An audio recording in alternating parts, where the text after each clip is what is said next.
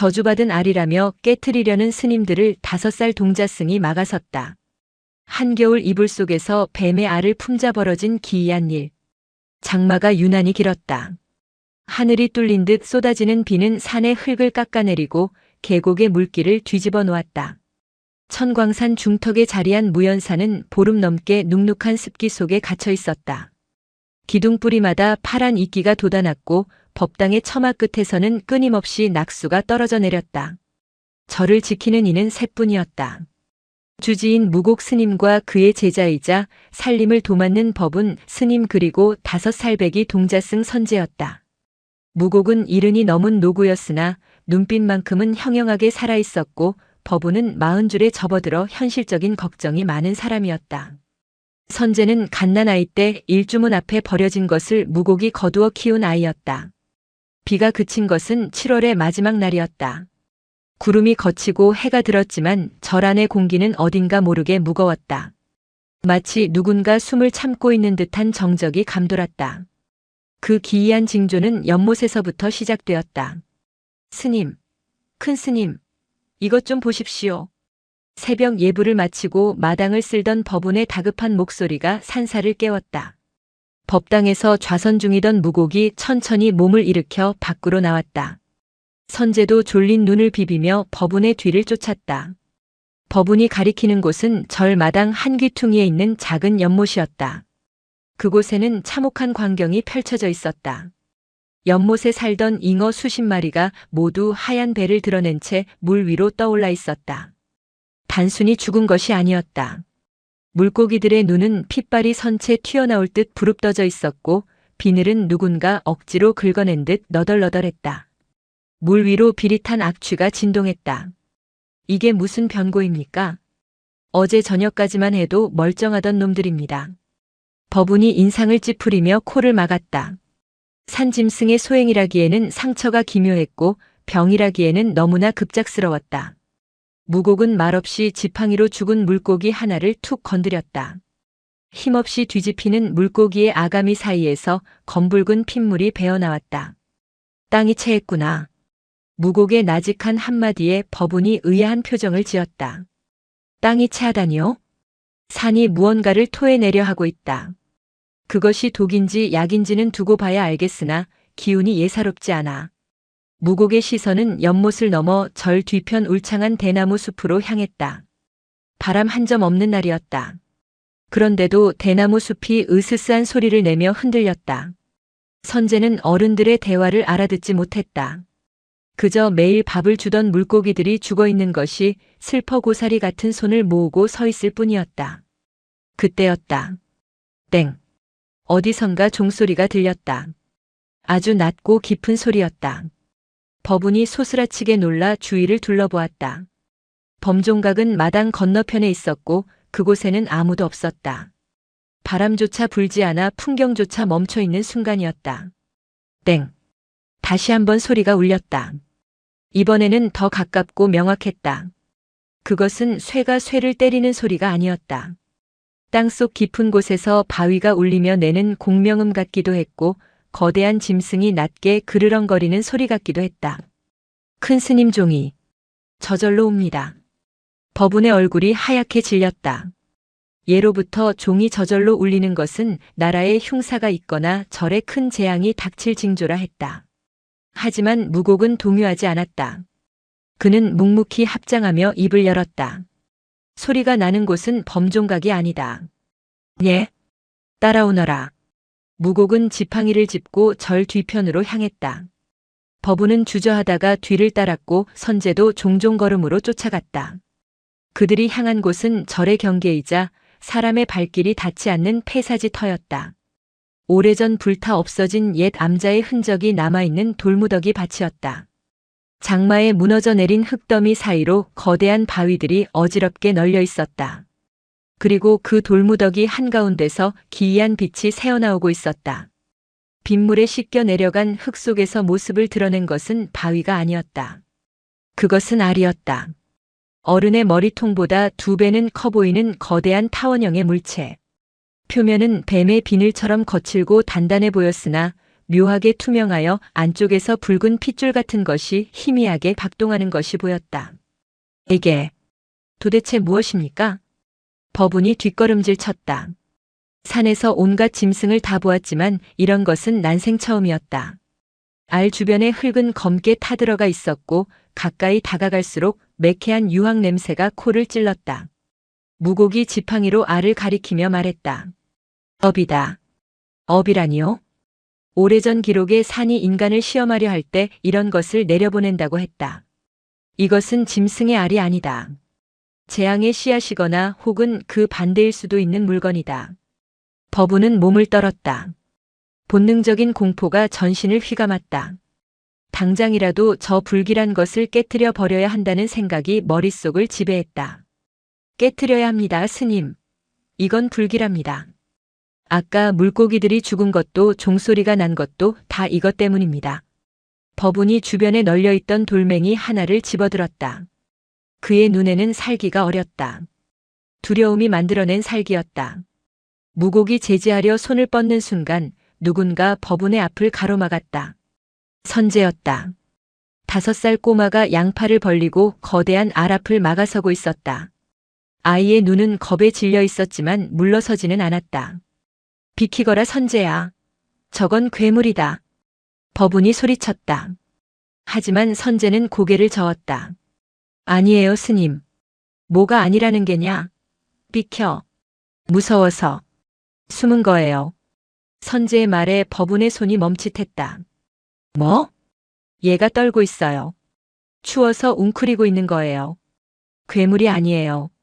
선제는 뒤를 돌아 알을 바라보았다. 아이의 눈에는 어른들이 보지 못하는 것이 보였다. 껍질 안에서 희미하게 전해지는 박동 소리가 들렸다. 그것은 맹수의 위협적인 심장 소리가 아니라 어미를 잃고 추위에 떠는 새끼의 연약한 뜀박질이었다. 선제가 조심스럽게 손을 뻗어 알의 표면에 손바닥을 대었다. 차가울 줄 알았는데 미지근한 온기가 느껴졌다. 그 순간 선제의 손바닥을 통해 찌릿한 전율이 흘러들어왔다. 안 돼요. 깨면 안 돼요. 선제가 알을 끌어안았다. 법운은 기가 차다는 표정으로 무곡을 바라보았다. 큰 스님, 아이가 홀렸습니다. 당장 떼어내야 합니다. 그러나 무곡은 움직이지 않았다. 그는 선제가 알을 안고 있는 모습을 유심히 지켜보았다. 알의 표면에서 희미하게 일렁이던 붉은 빛이 아이의 체온과 닿자 차분한 흰색으로 변해가고 있었다. 두어라. 무곡의 짧은 한마디에 법운이 경악했다. 스님, 이미 인연이 닿았다. 지금 깨트리면 그 원한이 고스란히 아이에게 갈 것이다. 하지만 저걸 절에 두겠단 말씀입니까? 부화하지 않으면 내 말이 맞는 것이고 부화한다면 그 이후는 아무도 모른다. 무곡은 돌아서며 말했다. 선제야, 내가 책임질 수 있겠느냐? 선제는 알을 꼭 껴안은 채 고개를 끄덕였다. 아이의 장삼 자락이 지늘게 더러워졌지만 선제는 개의치 않았다. 무곡은 한숨을 쉬며 하늘을 올려다보았다. 먹구름은 물러갔지만 더 짙은 어둠이 무연사로 몰려오고 있었다. 그날 밤 무연사에는 정막이 흘렀다. 평소라면 들려야 할 풀벌레 소리조차 뚝 끊겼다. 마당의 흙은 낮에 내리쬐은 햇볕에도 불구하고 축축하게 젖어 있었다. 선제는 자신의 거처인 요사채 방 한 구석에 이불을 두껍게 깔고 그 위에 알을 올려두었다. 낑낑대며 굴려온 알은 방 안을 가득 채울 만큼 컸다. 법운 스님은 절대 내 방 근처에는 두지 말라며 으름장을 놓았기에 선제는 방문을 꼭 닫아 걸었다. 방 안의 공기가 서늘했다. 여름밤인데도 입김이 나올 정도로 기온이 뚝 떨어졌다. 알이 주변의 열기를 빨아들이는 것 같았다. 선제는 솜이불을 꺼내 알을 덮어주었지만 이불 위로도 냉기가 배어나왔다. 춥지? 나도 추워. 선제는 속으로 속삭이며 이불 속으로 기어들어갔다. 그리고 자신의 작은 몸을 알에 밀착시켰다. 차가운 돌덩이를 아는 듯 소름이 돋았지만 선제는 떨어지지 않았다. 이상한 일이었다. 낮에 보았던 어른들의 눈에는 이 알이 끔찍한 재앙 덩어리로 보였지만 선제에게는 그저 커다란 콩알처럼 보였다. 알의 표면에 귀를 대면 안에서 콩닥, 콩닥하는 규칙적인 소리가 들렸다. 그 소리를 듣고 있으면 마음이 편안해졌다. 마치 엄마의 뱃속에 들어와 있는 것 같은 착각이 들었다. 하지만 어른들의 밤은 달랐다. 건너방에서 잠을 청하던 버부는 식은땀을 흘리며 뒤척였다. 꿈속에서 그는 끝없는 늪에 빠져 허우적대고 있었다. 늪에서는 수만 마리의 뱀이 기어나와 그의 몸을 칭칭 감았다. 뱀들의 눈은 모두 죽은 잉어의 눈을 하고 있었다. 살려! 살려줘! 버분이 비명을 지르며 깨어났다. 온몸이 땀으로 흠뻑 젖어 있었다. 숨을 헐떡이며 주위를 둘러보았지만 방 안에는 어둠뿐이었다. 그러나 공포는 사라지지 않았다. 방문 밖 마루 밑에서 스스스 하고 무언가 기어가는 소리가 들리는 듯 했다. 버부는 방문을 열지 못했다. 대신 문고리를 잡은 채 밤새도록 연부를 외웠다. 그의 목소리는 덜덜 떨리고 있었다. 같은 시각 큰 방의 무곡 스님도 잠들지 못하고 있었다. 그는 촛불 하나를 켜놓고 낡은 고서를 뒤적이고 있었다. 50년 전 스승이 남기고 간 기록이었다. 백사의 알이 나타나면 산의 주인이 바뀐다. 그것은 요물이 아니며 식물도 아니다. 그저 인간의 마음을 비추는 거울이다. 두려움을 먹으면 재앙이 되고 자비를 먹으면 수호가 된다. 무곡은 책장을 덮고 한숨을 내쉬었다. 자비를 먹으면 수호가 된다라. 하지만 세상에 맹수를 품어 기를 수 있는 자비가 얼마나 되겠는가. 더군다나 그 대상이 뱀이라면 인간의 본능적인 혐오를 이겨낼 수 있는 마음이 과연 어린 선제에게 있을까. 무곡은 방문을 열고 밖을 내다보았다. 선제의 방 쪽에서 희미한 빛이 새어나오고 있었다. 촛불이 아니었다. 그것은 은은한 달빛 같은 서광이었다. 무곡은 눈을 의심했다. 선제의 방 문창호지 위로 거대한 그림자가 일렁였다. 뱀의 형상은 아니었다. 마치 날개 없는 용이 다리를 틀고 아이를 감싸 안은 듯한 형상이었다. 다음 날 아침 마을에서 올라온 나무꾼 김씨가 절마당에 들어서자마자 코를 킁킁거렸다. 스님, 이게 무슨 냄새입니까? 마당을 쓸던 버분이 흠칫 놀라며 물었다. 냄새라니요? 무슨 냄새 말입니까? 아니 비린내 같기도 하고 향 냄새 같기도 한 묘한 냄새가 진동을 합니다요. 꼭 뱀 허물 벗을 때 나는 냄새 같은데. 버분의 안색이 흑빛이 되었다. 그는 황급히 빗자루질을 하며 말을 돌렸다. 장마 뒤라 곰팡내가 나서 그럴 겁니다. 별거 아닙니다. 그런가요? 허참 이상하네. 올라오는 길에 보니까 산짐승들이 죄다 산 아래로 도망을 치던데. 노르고 멧돼지고 할 것 없이 떼를 지어 내려가더라고요. 꼭 산에 불이라도 난 것처럼. 김 씨의 말은 빈말이 아니었다. 절 주변의 숲은 기이할 정도로 조용했다. 까치 한 마리 날아들지 않았고 다람쥐 한 마리 보이지 않았다.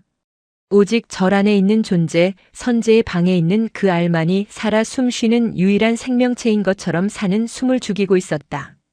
김 씨가 공양간 쌀독을 채워주고 내려간 뒤 버부는 참았던 숨을 터뜨리며 선제의 방으로 달려갔다. 선제야, 당장 문 열어라. 벌컥 문을 열자 이불을 뒤집어 쓰고 있던 선제가 놀란 눈으로 쳐다보았다. 방 안의 냄새는 더욱 짙어져 있었다. 비릿하면서도 향긋한 기묘한 향기. 버부는 헛구역질이 올라오는 것을 참으며 소리쳤다. 내다 버려야 한다. 마을 사람들도 눈치챘어. 짐승들도 다 도망간다지 않느냐? 이러다 우리 다 죽는다. 버분이 성큼성큼 다가가 이불을 걷어찼다. 그러자 드러난 아래 모습에 버분은 비명을 지르며 주저앉았다. 어제까지만 해도 회색 비치던 알껍데기가 반투명하게 변해 있었다. 그리고 그 안에서 다리를 튼 하얀 생명체가 선명하게 비쳐 보였다. 눈은 감고 있었지만 그것이 자신을 보고 있다는 느낌을 지울 수 없었다. 아, 눈이 마주쳤어. 버부는 엉금엉금 기어서 방을 빠져나갔다. 선제는 급히 이불을 다시 덮어주며 알을 토닥였다. 괜찮아. 놀라지 마. 스님이 겁이 많으셔서 그래. 선제의 손길이 닿자 알 속의 생명체가 꿈틀거렸다. 선제는 느낄 수 있었다. 알 속의 존재가 불안해하고 있다는 것을. 밖에서 느껴지는 적의와 공포가 알 속으로 전해지고 있었다.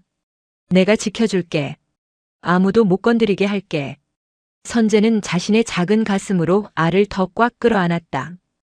그때였다. 선재의 몸에서 열이 나기 시작했다.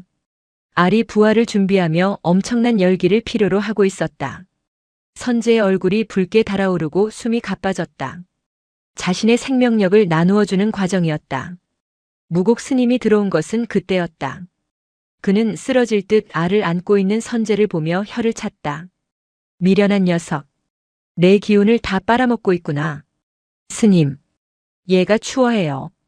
선재가 가쁜 숨을 몰아쉬며 말했다. 무곡은 잠시 고민하다가 품에서 작은 염주 하나를 꺼내 선재의 손목에 채워주었다. 이것이 내 기운이 다 빠져나가는 것을 막아줄 게다. 하지만 명심해라. 내가 버티지 못하고 손을 놓는 순간 저것은 괴물이 되어 깨어날 것이다. 안 놓아요. 절대로. 선재의 눈은 열기에 들떠 풀려 있었지만 의지만큼은 확고했다. 무곡은 아이의 머리를 한번 쓰다듬어 주고는 밖으로 나갔다. 방문을 닫는 그의 손끝이 미세하게 떨리고 있었다. 이제 돌이킬 수 없었다. 생명은 이미 잉태되었고 산사는 거대한 산고를 함께 겪고 있었다. 사흘이 지났다. 선재는 밥도 먹지 않고 잠도 자지 않은 채 알을 품었다. 아이의 볼은 홀쭉해졌고 입술은 바싹 말라 들어갔다. 법운 스님은 선재가 죽을까봐 억지로 미음을 쑤어 먹이려 했지만 선재는 고개를 저었다. 먹으면 몸이 차가워져요. 음식을 소화시키는데 에너지를 쓰면 체온이 떨어질까봐 걱정하는 것이었다. 법운은 가슴을 치며 답답해했다. 이놈아, 뱀 새끼 하나 살리자고 내가 죽을 셈이냐. 부처님이 보시면 통곡을 하실 노릇이다. 부처님도 비둘기를 살리려고 허벅지 살을 베어주셨잖아요. 그건 옛날 이야기고 이건 현실이다. 법운의 호통에도 선재는 요지부동이었다. 선재의 헌신적인 돌봄 덕분인지 알은 하루가 다르게 변화했다.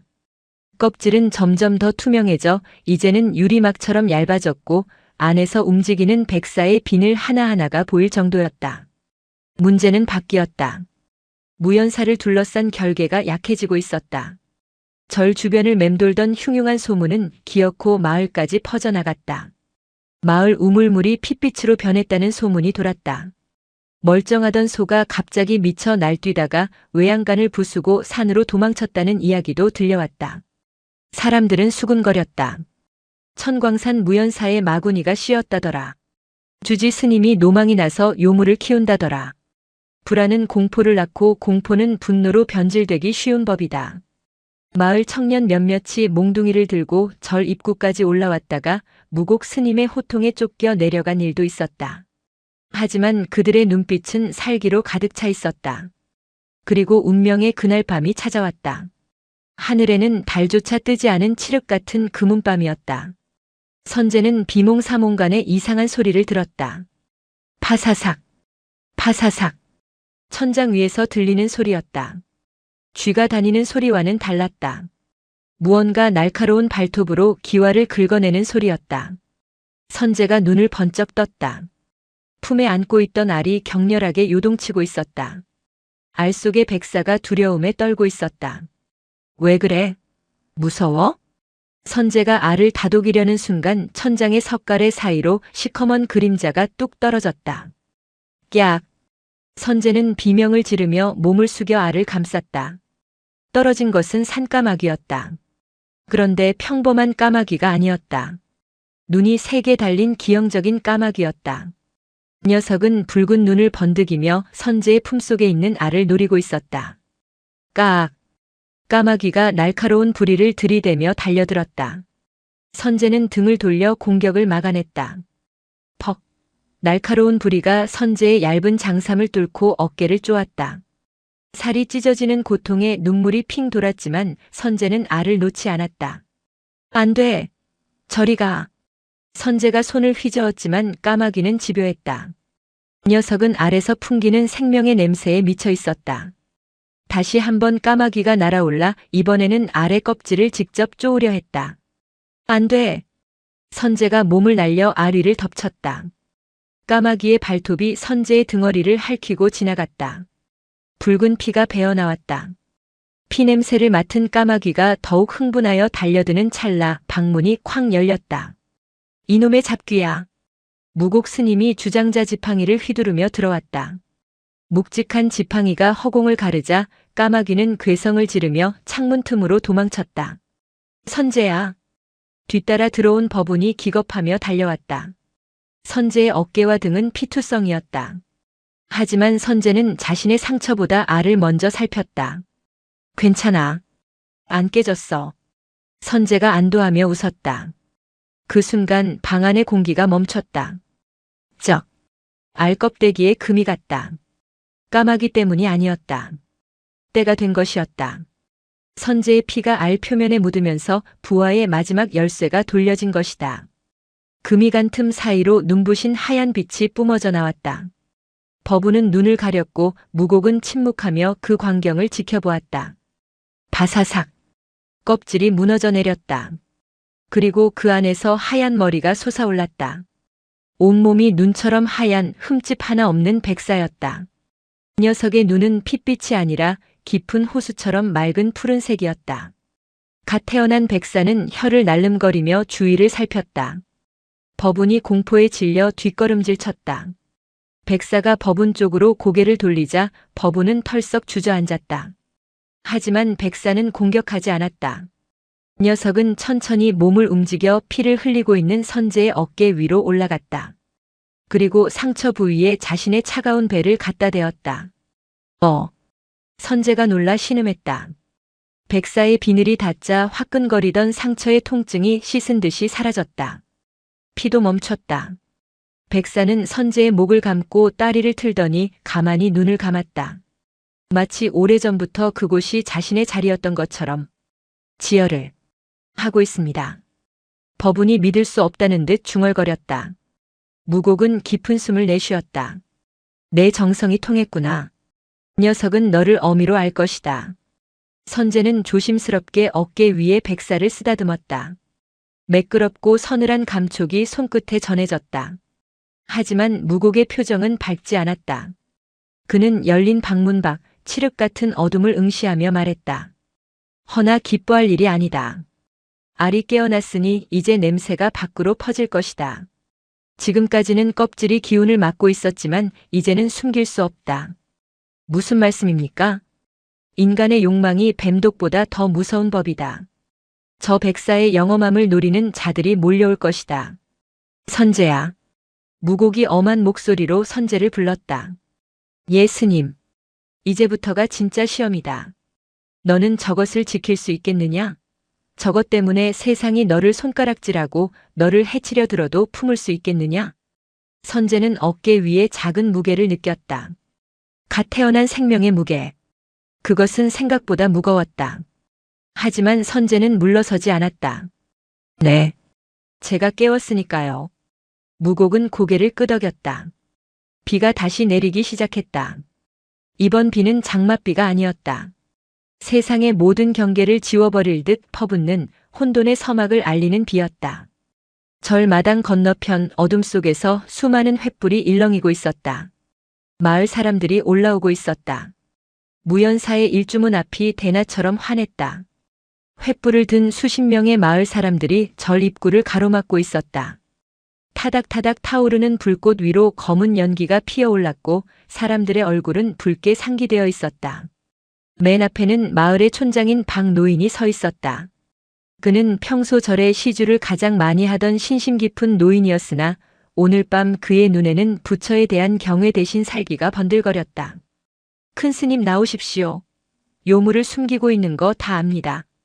박 노인의 고함에 뒤따르던 장정들이 웅성거렸다. 몽둥이와 쇠스랑을 든 손들에 잔뜩 힘이 들어가 있었다. 법운 스님은 사색이 되어 대웅전 기둥 뒤로 몸을 숨겼으나 주지 무곡 스님은 침착하게 일주문으로 걸어나갔다. 그의 뒤에는 작은 그림자 하나가 붙어 있었다. 선재였다. 선재의 어깨 위에는 하얀 띠 같은 것이 희미하게 빛나고 있었다. 야밤의 신성한 도량에서 무슨 행패인가. 무곡의 목소리는 낮았으나 산사를 울릴 만큼 위험이 있었다. 촌장이 횃불을 치켜들며 소리쳤다. 스님께서 도량을 더럽히고 계시지 않습니까? 배말을 품어 괴물을 깨웠다는 소문이 파다합니다. 당장 그 요물을 내놓으십시오. 태워 죽여야 마을이 삽니다. 요물이라니. 갓 태어난 생명일 뿐이다. 너희에게 해를 끼친 적이 없거늘 어찌 죽이려 드는가. 해를 안 끼쳤다니요. 우물물이 붉게 변하고 짐승들이 도망쳤습니다. 이게 다 저것이 내뿜는 도끼 때문입니다. 사람들이 동요하며 한 발짝씩 다가왔다. 공포는 전염병보다 빨랐다. 그들은 자신들의 불안을 해소할 희생양이 필요했다. 그때 선제가 무곡 스님의 장삼 자락을 잡고 고개를 내밀었다. 아니에요, 할아버지. 얘는 나쁜 애가 아니에요. 선제의 맑은 목소리가 횃불 타는 소리 사이로 파고들었다. 사람들의 시선이 선제의 어깨로 쏠렸다. 그곳에 다리를 틀고 있는 백사. 어둠 속에서도 스스로 빛을 내는 듯한 그 창백한 비늘을 본 순간 사람들은 헉하고 숨을 삼켰다. 아름다웠다. 동시에 끔찍했다. 그것은 이 세상의 생물이 아닌 듯한 기묘한 아우라를 뿜어내고 있었다. 뱀의 푸른 눈동자가 횃불을 든 사람들을 천천히 훑었다. 그 시선이 닿는 곳마다 사람들은 본능적으로 뒷걸음질 쳤다. 촌장이 마른 침을 삼키며 소리쳤다. 저것 보십시오. 사람을 노려보는 눈빛이 예사롭지 않습니다. 지금 당장 죽이지 않으면 저놈이 자라서 우리 아이들을 잡아먹을 겁니다. 촌장이 눈짓하자 건장한 청년 둘이 쇠스랑을 들고 선제 쪽으로 달려들었다. 법운이 비명을 질렀고 무곡이 지팡이를 들어 막으려 했다. 하지만 그보다 빠른 것이 있었다. 쉭! 선제의 어깨에 있던 백사가 순식간에 땅으로 내려왔다. 마치 하얀 채찍이 허공을 가르듯 빨랐다. 백사는 공격하려 달려든 청년들의 발 앞에 멈춰섰다. 그리고 몸을 곧게 세웠다. 공격하지 않았다. 물지도 않았다. 다만 그 작은 몸을 부풀리며 쉬익 하는 쇳소리를 내질렀다. 그 소리는 고막을 찢는 듯 날카로웠고 동시에 뱃속 깊은 곳을 울리는 진동을 동반했다. 청년들은 발이 얼어붙은 듯 꼼짝도 하지 못했다. 뱀이 그은 보이지 않는 선. 그 선을 넘으면 죽는다는 공포가 본능을 지배했다. 청년 중 하나가 다리에 힘이 풀려 주저앉으며 오줌을 지렸다. 힉! 사람 살려! 그 모습을 본 사람들이 비명을 지르며 흩어지기 시작했다. 촌장은 분한 듯 씩씩거렸지만 그 역시 백사의 푸른 눈과 마주치자 등골이 서늘해짐을 느꼈다. 두고 보십시오. 저것 때문에 절도 망하고 마을도 망할 겁니다. 사람들은 썰물처럼 빠져나갔다. 일주문 앞에는 타다만 횃불 몇 개만이 덩그러니 남았다. 선제는 안도의 한숨을 내쉬며 쭈그리고 앉아 백사에게 손을 내밀었다. 잘했어. 고마워.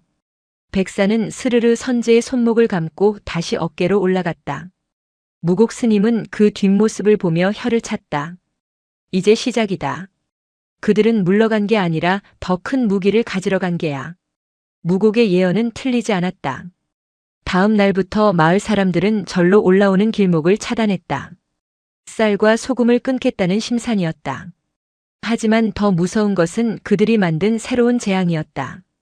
마을 사람들은 뱀의 기운이 물길을 타고 내려온다고 믿었다. 그래서 절에서 내려오는 계곡물의 상류를 돌과 흙으로 막아버렸다. 그리고 그곳에 뱀을 쫓는다는 유황과 독초를 마구 풀어놓았다. 물은 흐르지 못하고 고였고 독초와 섞여 썩어가기 시작했다. 그것이 화근이었다. 고인 물은 썩었고 그 물을 마신 산짐승들이 병들었다.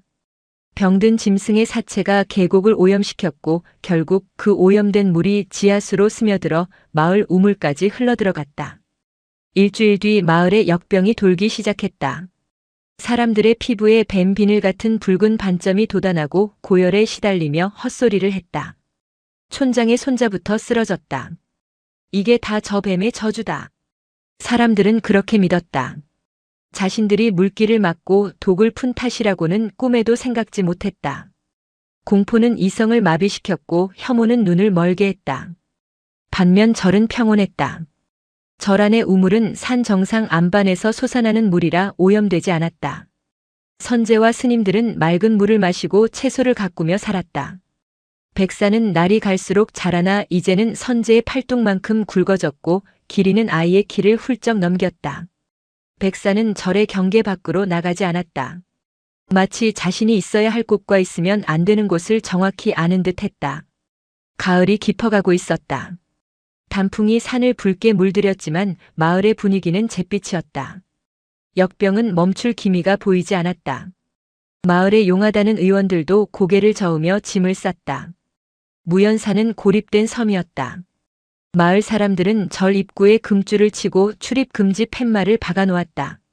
절 사람들을 굶겨 죽이려는 의도였으나 오히려 절 안은 풍요로웠다. 산에는 머루와 다래가 지천이었고 텃밭의 무와 배추는 예년보다 더 크게 자랐다. 이상한 일이었다. 예전 같으면 멧돼지나 고라니가 내려와 밭을 망쳐놓았을 텐데 올해는 짐승들이 절 근처에 얼씬도 하지 않았다. 법운 스님은 그것이 백사 때문임을 알았다. 어느 날 새벽 법운은 뒷간에 다녀오다가 기이한 광경을 목격했다. 텃밭 두개 집채만한 멧돼지 한 마리가 내려와 있었다. 굶주린 멧돼지는 배추를 파먹으려 하고 있었다. 법운이 소리를 지르려던 찰나 법당 처마 밑에 다리를 틀고 있던 백사가 고개를 들었다. 백사는 이제 제법 커져서 기둥 하나를 휘감을 정도였다. 스스스. 백사가 혀를 한번 날름거렸을 뿐이었다. 쇳소리 같은 바람소리가 텃밭을 가로질렀다. 그러자 거대한 멧돼지가 끽 소리 한 번 못 내고 그 자리에 털썩 주저앉았다가 뒷걸음질을 쳤다. 멧돼지는 겁에 질려 오줌을 싸며 산 위로 도망쳤다. 허! 법운은 입을 다물지 못했다. 백사는 멧돼지가 사라진 것을 확인하고는 다시 얌전히 고개를 파묻고 잠을 청했다. 선제와 백사의 관계는 더욱 깊어졌다. 선제는 수행을 할 때도 밥을 먹을 때도 잠을 잘 때도 백사와 함께했다. 백사는 선제의 말을 알아듣는 것 같았다. 백사야, 저기 낙엽 좀 쓸어야 하는데 내가 비켜줘야지. 선제가 빗자루를 들고 말하면 백사는 스르르 몸을 풀어 자리를 비켜주었다. 선제가 목탁을 두드리면 백사는 그 리듬에 맞춰 꼬리를 살랑거렸다. 어느 날 밤 절의 담장을 넘는 그림자가 있었다. 마을의 왈패인 칠성이었다. 그는 역병으로 부모를 잃고 눈이 뒤집혀 있었다. 절에 있는 보물을 훔쳐 달아날 생각이었다. 아니 기왕이면 그 뱀을 잡아내다 팔면 큰 돈이 될 거라 믿었다. 칠성은 품에 날카로운 식칼을 숨기고 법당으로 숨어들었다. 불상 앞에 놓인 복전함이 목표였다. 그가 조심스럽게 문을 열고 발을 들이미는 순간이었다. 차가운 무언가가 발목을 휘감았다. 힉! 칠성이 밑을 내려다보았다. 어둠 속에서 하얀 밧줄 같은 것이 발목을 조여오고 있었다. 백사였다. 녀석은 소리 없이 다가와 침입자를 제압했다. 백사는 칠성의 발목을 타고 올라와 허벅지, 허리 그리고 가슴까지 순식간에 휘감았다. 칠성은 숨을 쉴 수가 없었다. 엄청난 악력이 갈비뼈를 으스러뜨릴 듯 조여왔다. 쉭! 백사의 얼굴이 칠성의 코앞까지 다가왔다. 푸른 눈동자가 칠성의 공포를 꿰뚫어 보고 있었다. 칠성은 칼을 떨어뜨리고 바들바들 떨었다. 살려주세요. 잘못했습니다. 백사는 물지 않았다. 다만 칠성의 품속을 뒤져 훔치려던 촛대와 염주를 바닥에 떨어뜨리게 했다. 그리고 천천히 몸을 풀었다. 가라. 마치 그렇게 말하는 듯 했다. 칠성은 뒤도 돌아보지 않고 도망쳤다. 다음 날 아침 칠성은 마을 사람들에게 떠들고 다녔다. 그 뱀은 괴물이 아니여. 산신이여 산신. 내 목을 물어뜯을 수도 있었는데 그냥 보내줬어. 눈빛이 사람보다 더 깊더란 말이여. 칠성의 이야기는 순식간에 퍼져나갔다. 사람들의 인식이 조금씩 흔들리기 시작했다. 저주는 뱀 때문이 아닐지도 모른다는 의구심, 그리고 어쩌면 저 뱀이 저를 지켜주고 있다는 경외심이 싹 텄다. 그리고 결정적인 사건이 터졌다. 마을의 어린아이가 열병에 시달리다 정신을 잃고 산으로 기어 올라온 것이다. 아이는 헛것을 보며 비틀거렸고 절 입구에 쓰러졌다. 선제가 쓰러진 아이를 발견했다. 아이의 온몸은 불덩이 같았고 피부에는 붉은 반점이 가득했다. 선제는 주저없이 아이를 업고 방으로 들어갔다. 스님, 도와주세요. 무곡과 버분이 달려왔다. 버분은 기겁을 했다. 이건 역병이다. 만지면 옵는다. 그렇다고 죽게 내버려둬요. 살려야죠. 선재는 물수건으로 아이의 몸을 닦았다. 하지만 열은 내리지 않았다. 아이의 숨이 점점 옅어지고 있었다. 그때였다. 방구석에 있던 백사가 스르르 다가왔다. 안 돼. 물면 안 돼. 버분이 소리쳤지만 백사는 아랑곳하지 않았다. 백사는 아이의 몸 위로 올라갔다. 그리고 자신의 차가운 배를 아이의 펄펄 끓는 이마와 가슴에 밀착시켰다. 치익. 마치 달궈진 쇠에 물을 붓는 듯한 소리가 났다. 백사의 몸이 아이의 열기를 빨아들이고 있었다. 백사의 하얀 비늘이 붉게 달아올랐다가 다시 하얗게 변하기를 반복했다. 1시각쯤 지났을까? 아이의 거친 숨소리가 편안해졌다. 붉은 반점도 눈에 띄게 사그라들었다. 백사는 지친 듯 스르르 바닥으로 내려와 선재의 무릎에 머리를 기대었다. 고마워. 정말 고마워. 선재가 백사의 머리를 쓰다듬으며 눈물을 흘렸다. 무곡 스님은 그 광경을 보며 긴 탄식을 내뱉었다. 우리가 틀렸다. 저것은 독을 품은 게 아니라 독을 삼키는 존재였구나. 다음 날 아이가 멀쩡하게 걸어서 마을로 내려갔다. 죽은 줄 알았던 아이가 살아 돌아오자 마을이 발칵 뒤집혔다. 아이의 부모는 절 쪽을 향해 1000번이고 절을 했다. 뱀님이 살려주셨어. 하얀 뱀님이 내 열을 다 가져갔어. 아이의 말은 마을을 송두리째 흔들어 놓았다. 공포의 대상이었던 백사가 하루아침에 숭배의 대상으로 바뀌는 순간이었다. 하지만 무곡 스님은 더 큰 근심에 잠겼다. 차라리 미워하는 게 나을 뻔했다. 인간의 탐욕은 공포보다 더 끈질긴 법이니 무곡의 우려는 현실이 되었다. 다음 날부터 절 앞 풍경이 180도 바뀌었다. 막혀있던 길목이 뚫리고 사람들이 몰려들기 시작했다. 하지만 그들은 빈손이 아니었다. 닭, 돼지머리, 비단, 돈꾸러미를 바리바리 싸들고 왔다. 뱀 신님께 비나이다. 우리 아들 병 좀 고쳐주십시오. 우리 집 소가 새끼를 못 낳습니다. 영험한 기운 좀 나눠주십시오. 사람들은 대웅전의 부처님은 거들떠보지도 않고 백사가 머무는 선재의 방 앞으로 몰려가 절을 해댔다. 향을 피우고 주문을 외우며 백사를 불러내려 했다. 백사는 나오지 않았다. 사람들의 욕망 섞인 냄새가 싫은 듯 방 안 깊숙한 곳에 숨어 다리를 틀었다. 선재가 밖으로 나와 사람들을 말렸다. 이러지 마세요. 백사는 쉬어야 해요. 그리고 얘는 소원을 들어주는 도깨비가 아니에요. 하지만 사람들은 듣지 않았다. 그들은 선재를 밀치고 방문을 열어젖히려 했다. 동자승 비키게. 우리가 뱀 신님께 공양을 하러 왔는데 자네가 뭔데 막나? 어린 것이 독차지하려고 그러는 거 아냐? 어제의 살기 어린 눈빛은 탐욕스러운 눈빛으로 변해 있었다. 그 눈빛은 더욱 징그러웠다. 선재는 덜컥 겁이 났다. 이들은 백사를 생명으로 보는 게 아니라 자신들의 불행을 해결해 줄 도구로 보고 있었다. 물러가거라. 무곡 스님이 나와 호통을 쳤지만 소용없었다. 사람들은 이미 광기에 사로잡혀 있었다. 누군가 소리쳤다. 저 뱀을 마을로 모셔야 해. 절에만 두니까 마을에 역병이 안 없어지는 거야. 맞아. 우리 마을 수호신으로 모시자. 순식간에 분위기가 험악해졌다. 몇몇 장정이 선재를 끌어내고 방으로 들어가려 했다. 백사를 강제로 잡아갈 기세였다. 안 돼. 선재가 장정의 팔을 물어뜯으며 저항했다. 짝. 장정 중 하나가 선재의 뺨을 올려붙였다. 선재가 바닥으로 나뒹굴었다. 입가에서 피가 터졌다. 그 순간이었다. 쾅! 방문이 박살나며 거대한 하얀 그림자가 튀어나왔다. 백사였다. 하지만 예전의 크기가 아니었다. 며칠 사이 또다시 탈피를 한 것인지 몸통은 기둥만큼 굵어졌고 길이는 10m가 넘었다. 백사는 쓰러진 선재를 자신의 몸으로 둥글게 감쌌다. 그리고 고개를 높이 쳐들고 장정들을 내려다보았다. 푸른 눈동자가 시퍼런 안광을 뿜어냈다. 쉬익! 백사가 입을 벌리자 동리에서 투명한 액체가 뚝뚝 떨어졌다. 그것은 독이 아니었다. 산성을 띤 소화액이었다. 액체가 떨어진 바닥에 돌이 치익 소리를 내며 녹아내렸다. 사람들은 비명을 지르며 뒤로 물러났다. 백사는 선제를 보호하듯 사람들 앞을 가로막고 꼬리로 땅을 내리쳤다. 쾅! 흙먼지가 일면서 땅에 깊은 금이 갔다. 절 마당 한가운데 선제와 사람들 사이에 명확한 선이 그어졌다.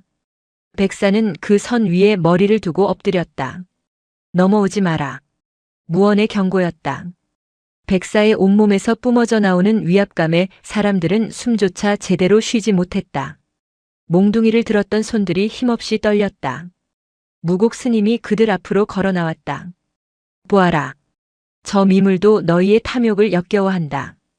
뱀은 너희를 해치려 하지 않았으나 너희는 뱀을 죽이려 했고 이제는 훔치려 하는구나.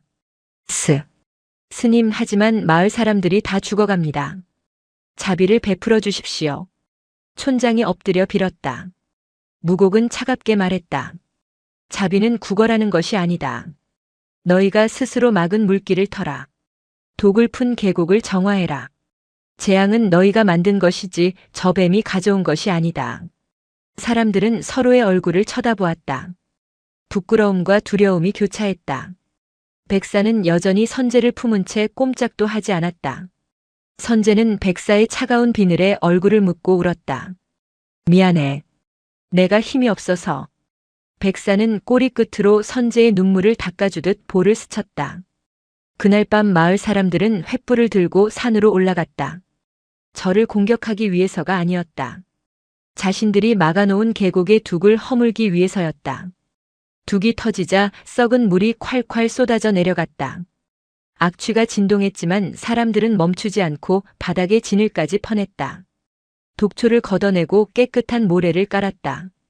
밤새도록 작업은 계속되었다. 새벽녘 맑은 물이 다시 흐르기 시작했을 때 절마당의 백사는 비로소 다리를 풀고 대웅전 기둥을 타고 지붕으로 올라갔다. 처마 끝에 매달려 떠오르는 아침 해를 바라보는 백사의 몸이 황금빛으로 빛났다. 하지만 선제는 알지 못했다. 백사가 급격하게 몸집을 불린 대가로 수명이 빠르게 줄어들고 있다는 것을. 생명을 나누어주고 독을 빨아들인 탓에 백사의 내면은 이미 병들어가고 있었다. 무곡 스님만이 그늘진 얼굴로 백사를 바라보며 혼잣말을 했다. 너무 빨리 자라는구나. 떠날 준비를 하는 것처럼. 겨울이 너무 일찍 찾아왔다. 10월의 산바람이 살을 애는 듯 차가웠다. 마을 사람들이 계곡을 정화하고 나서 역병은 씻은 듯이 사라졌지만 무연사의 공기는 오히려 무거워졌다. 절마당을 가득 채우던 백사의 하얀 빛이 사그라들고 있었다. 밤마다 스스로 빛을 내던 신비로운 광경은 사라졌고 백사는 하루 대부분을 대웅전 뒤편 음지에서 꼼짝도 하지 않은 채 보냈다. 선제는 백사의 상태가 심상치 않음을 가장 먼저 느꼈다. 새벽 예불을 마치고 백사에게 다가간 선제는 소스라치게 놀랐다. 백사의 몸이 얼음장처럼 차가웠기 때문이다. 뱀은 본래 변온동물이라지만 이건 죽은 돌덩이의 냉기였다. 백사야. 왜 그래? 어디 아파? 선제가 백사의 머리를 안았지만 백사는 힘없이 눈꺼풀을 깜빡일 뿐이었다. 더 충격적인 것은 비늘의 색이었다. 눈처럼 희고 투명하던 비늘 곳곳에 검버섯 같은 얼룩이 번져 있었다. 마치 먹물을 떨어뜨린 화선지처럼 검은 기운이 백사의 몸을 잠식하고 있었다. 무곡 스님이 혀를 차며 다가왔다. 업이 쌓인 게다. 업이라니요? 백사는 나쁜 짓을 한 적이 없어요. 선제가 울먹이며 항변했다. 무곡은 지팡이로 백사의 검은 얼룩을 가리켰다. 내 업이 아니다. 저 아래 마을 사람들의 업이지. 백사는 그동안 마을의 도끼를 대신 삼켜왔다. 사람들이 버린 오물과 마음속의 탐욕 그리고 병마까지 제 몸으로 빨아들여 정화한 것이다. 선제는 멍하니 백사를 바라보았다. 마을 아이가 살아난 날 백사의 몸이 붉게 달아올랐던 것이 기억났다. 그때 백사는 아이의 열병을 가져갔던 것이다. 마을 사람들이 뱀신이라 추앙하며 빌었던 소원들의 무게가 고스란히 백사의 몸에 독이 되어 쌓이고 있었다. 그날 오후 마을에서 사람들이 올라왔다. 이번에는 음식을 바리바리 싸들고 온 안악들이었다. 스님, 우리 뱀 신님께 드릴 닭을 삶아왔습니다. 이건 산삼달인 물입니다. 이걸 드셔야 기운을 차리시지요. 사람들은 백사가 아프다는 소문을 듣고 달려왔지만 그들의 표정에는 걱정보다 불안이 앞서 있었다. 뱀 신님이 아프시면 우리 마을은 누가 지켜준답니까? 올겨울에 큰 눈이 온다는데 뱀 신님이 힘을 써주셔야지요. 그들은 백사를 걱정하는 것이 아니라 자신들의 수호부적이 망가질까봐 전전긍긍하고 있었다. 선제는 그들의 이기적인 말들이 비수처럼 꽂혔다. 가져가세요. 백사는 닭고기 같은 거 안 먹어요. 다들 가란 말이에요. 평소 순하기만 하던 선제가 악을 쓰며 달려들자 안악들이 주춤했다. 어머, 얘 눈 뒤집힌 것 좀 봐. 동자승이 뱀 기운을 받더니 성질이 사나워졌네. 사람들은 혀를 차며 물러갔지만 그들이 두고 간 음식 냄새에 산짐승들이 꼬여들었다. 백사는 그 소란 속에서도 미동조차 하지 않았다. 다만 가끔 괴로운 듯 몸을 뒤틀며 쉰 소리를 내뱉을 뿐이었다. 그르륵, 그르륵. 그것은 짐승의 울음소리가 아니라 쇠가 녹슬어 부서지는 듯한 소리였다. 소문은 천광산을 넘어 도성까지 흘러들어갔다. 천광산 무연사에 용이 되려다만 이무기가 산다더라. 그 뱀의 비늘 하나만 가져도 만병이 낫고 가죽을 얻으면 천하를 얻는다더라. 소문은 살을 보태어 괴담이 되었고 괴담은 탐욕스러운 자들의 귀에 꿀처럼 달콤하게 들렸다. 어느 날 화려한 비단옷을 입은 거상의 행렬이 무연사를 찾았다. 도성에서 약재상으로 큰돈을 번 최대인이었다. 그는 수십 명의 하인과 건장한 호위무사들을 대동하고 나타났다. 최대인은 법당에 들어서지도 않고 마당에 따리를 틀고 있는 백사를 뚫어지라 쳐다보았다. 그의 눈이 번들거렸다. 과연 소문대로구나. 저 크기며 때깔이며. 최대인이 감탄하며 중얼거렸다. 그는 옆에 서 있던 무곡 스님에게 거만하게 물었다. 주지 스님, 내 단도직입적으로 말하리다. 저 미물을 나에게 파시오. 무곡은 눈길조차 주지 않고 마당을 쓸었다. 이곳은 장터가 아닙니다. 생명은 물건이 아니니 돌아가십시오. 허허, 스님도 참. 부처님 모시는 분이 융통성이 없으시네. 내가 이 절을 기와집으로 싹 바꿔주겠소. 불상도 금으로 입혀드리고 논밭도 백마지기 내놓으리다. 저 병든 뱀 하나 내어주는 값치고는 과하지 않소? 최대인은 백사가 병들어 있다는 것을 한눈에 알아봤다. 약재상인 그의 눈에 백사는 신령스러운 존재가 아니라 세상에서 가장 희귀하고 비싼 약재 덩어리로 보였다. 저놈은 지금 독이 올라 죽어가고 있어. 여기서 썩어 문드러지게 두느니 내 의원들을 시켜 독을 빼내고 약으로 쓰는 게 세상에 공덕을 쌓는 길이요. 살아있는 것을 죽여 약으로 쓰는 것이 어찌 공덕입니까? 썩어 문드러져 흙으로 돌아가는 것이 자연의 이치입니다. 썩은 고기 냄새를 풍기지 말고 당장 내려가시오. 무곡이 호통을 치자 최대인의 얼굴이 불그락푸르락해졌다. 늙은 중이 오냐오냐 했더니 두고 보시오. 내 돈이면 안 되는 게 없다는 걸 보여주리다. 최대인은 산을 내려갔지만 그대로 떠난 것이 아니었다. 그는 마을 촌장을 찾아갔다. 그리고 촌장의 앞에 엽전 꾸러미와 비단을 산처럼 쌓아놓았다. 뱀이 절에 있어서 마을에 도움이 된 게 무엇이오? 오히려 역병이나 돌았지. 저 뱀을 나에게 넘기도록 도와주면 이 재물을 마을 사람들에게 나눠주겠소. 촌장의 눈이 흔들렸다. 마을 사람들도 술렁거렸다. 백사에 대한 경외심은 눈앞의 재물 앞에서 힘을 잃었다. 가만 생각해보니 스님 말이 맞아. 뱀이 너무 커져서 위험해. 저러다 갑자기 사람을 공격하면 어떡해? 차라리 데려가는 게 낫지. 절에서도 감당 못해서 쩔쩔맨다잖아. 사람들은 자신들의 배신을 합리화하기 시작했다. 배신은 언제나 그럴싸한 명분을 입고 찾아온다. 최대인은 회심의 미소를 지으며 사냥꾼들을 불러 모았다. 전국에서 내로라 하는 땅꾼과 포수들이 천광산 아래로 집결했다. 그날 밤 선제는 잠을 이루지 못했다.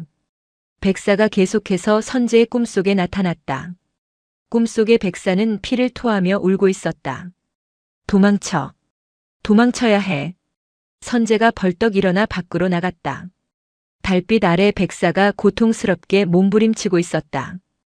검은 얼룩이 이제는 몸통 전체를 뒤덮어 본래의 흰색을 찾아보기 힘들 정도였다. 백사는 무언가를 토해내고 있었다. 시커먼 핏덩어리였다. 백사가 피를 토한 자리에 흙이 치익 소리를 내며 검게 타들어갔다. 세상에. 뒤따라 나온 법운 스님이 입을 틀어막았다. 저건 맹독이다. 살면서 저런 지독한 도끼는 처음 본다. 백사는 자신의 내장까지 녹여버릴 듯한 독을 견디고 있었다. 선제를 위해, 저를 위해, 그리고 자신을 배신하려는 마을 사람들의 도끼까지 품으면서 다음 날 새벽 쇠 냄새가 바람을 타고 올라왔다. 최대인이 고용한 사냥꾼들이었다. 그들은 밧줄과 그물 그리고 거대한 쇠사슬을 들고 절마당을 들이닥쳤다. 마을 청년 몇몇이 길잡이 노릇을 하며 따라왔다. 그들은 죄책감에 고개를 들지 못했다. 자, 시작해라. 산채로 잡아야 값이 더 나간다. 최대인의 명령에 사냥꾼들이 일제히 움직였다. 그들은 능숙했다.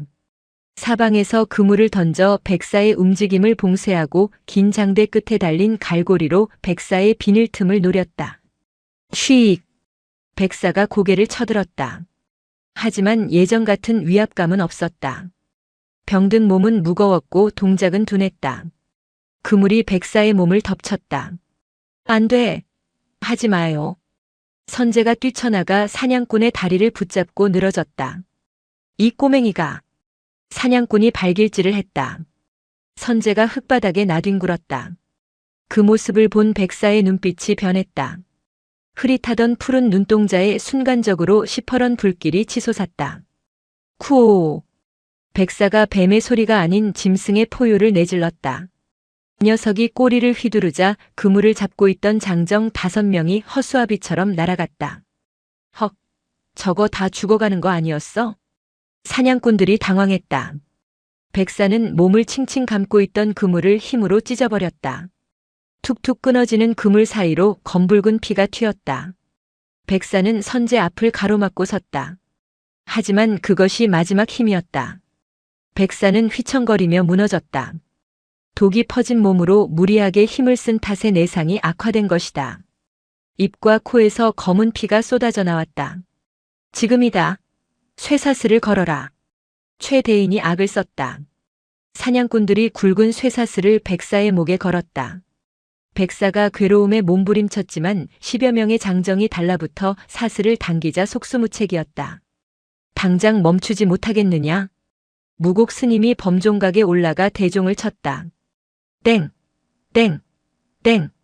종소리가 산을 울렸다. 그 소리는 사람들의 탐욕에 찬 정신을 때리는 죽비 소리 같았다. 무곡은 종체를 놓지 않고 계속해서 종을 쳤다. 이 어리석은 중생들아! 하늘이 보고 있다. 땅이 보고 있다. 종소리에 맞춰 갑자기 하늘이 어두워졌다. 맑던 하늘에 먹구름이 몰려오더니 천둥이 쳤다. 마른 벼락이 절마당 한가운데 있는 늙은 소나무에 떨어졌다. 콱광! 소나무가 반으로 쪼개지며 불이 붙었다. 사람들은 혼비백산했다. 산신이 노했다. 도망쳐! 마을 청년들이 먼저 도망쳤다. 돈에 눈이 멀었던 그들도 하늘의 분노 앞에서는 나약한 인간일 뿐이었다. 사냥꾼들도 주춤거렸다. 하지만 최대인은 포기하지 않았다. 겁먹지 마라. 그냥 날씨 탓이다. 저 뱀만 잡으면 평생 놀고 먹을 수 있어. 최대인이 직접 쇠사슬을 잡고 당겼다. 백사의 목 비늘이 뜯겨나가며 살점이 드러났다. 선제는 비명을 지르며 백사에게 기어갔다. 백사야, 미안해. 나 때문에. 선제의 눈물이 백사의 상처 위로 떨어졌다. 그때 기적이 일어났다. 선제의 눈물이 닿은 곳에서 하얀 연기가 피어오르더니 백사의 몸속 깊은 곳에서부터 웅장한 진동이 시작되었다. 백사가 눈을 떴다. 그 눈은 더 이상 병든 짐승의 눈이 아니었다. 모든 것을 초월한 슬픔조차 없는 텅 빈 눈동자였다. 백사는 사슬을 당기던 사람들을 향해 공격하지 않았다. 대신 자신의 몸을 부풀려 사슬을 팽팽하게 만들었다. 팅! 팅!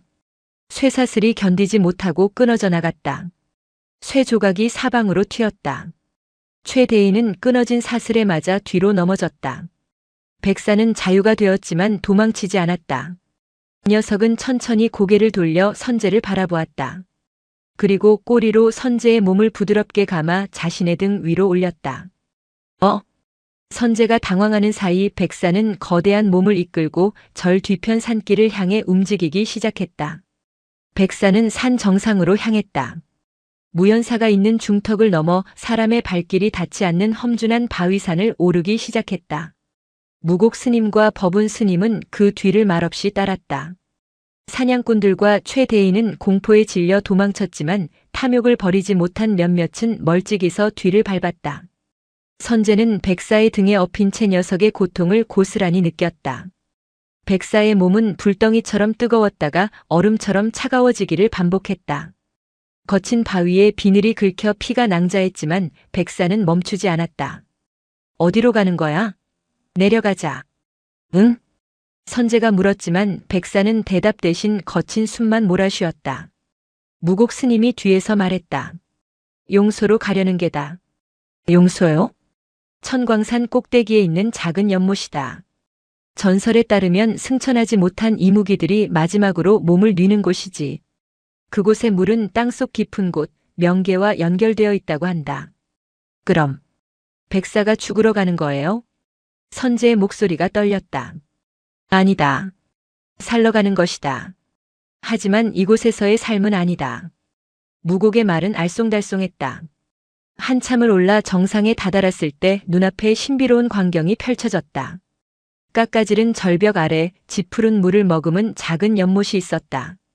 물 위에는 하얀 안개가 자욱했고 주변에는 한겨울인데도 이름 모를 꽃들이 피어 있었다.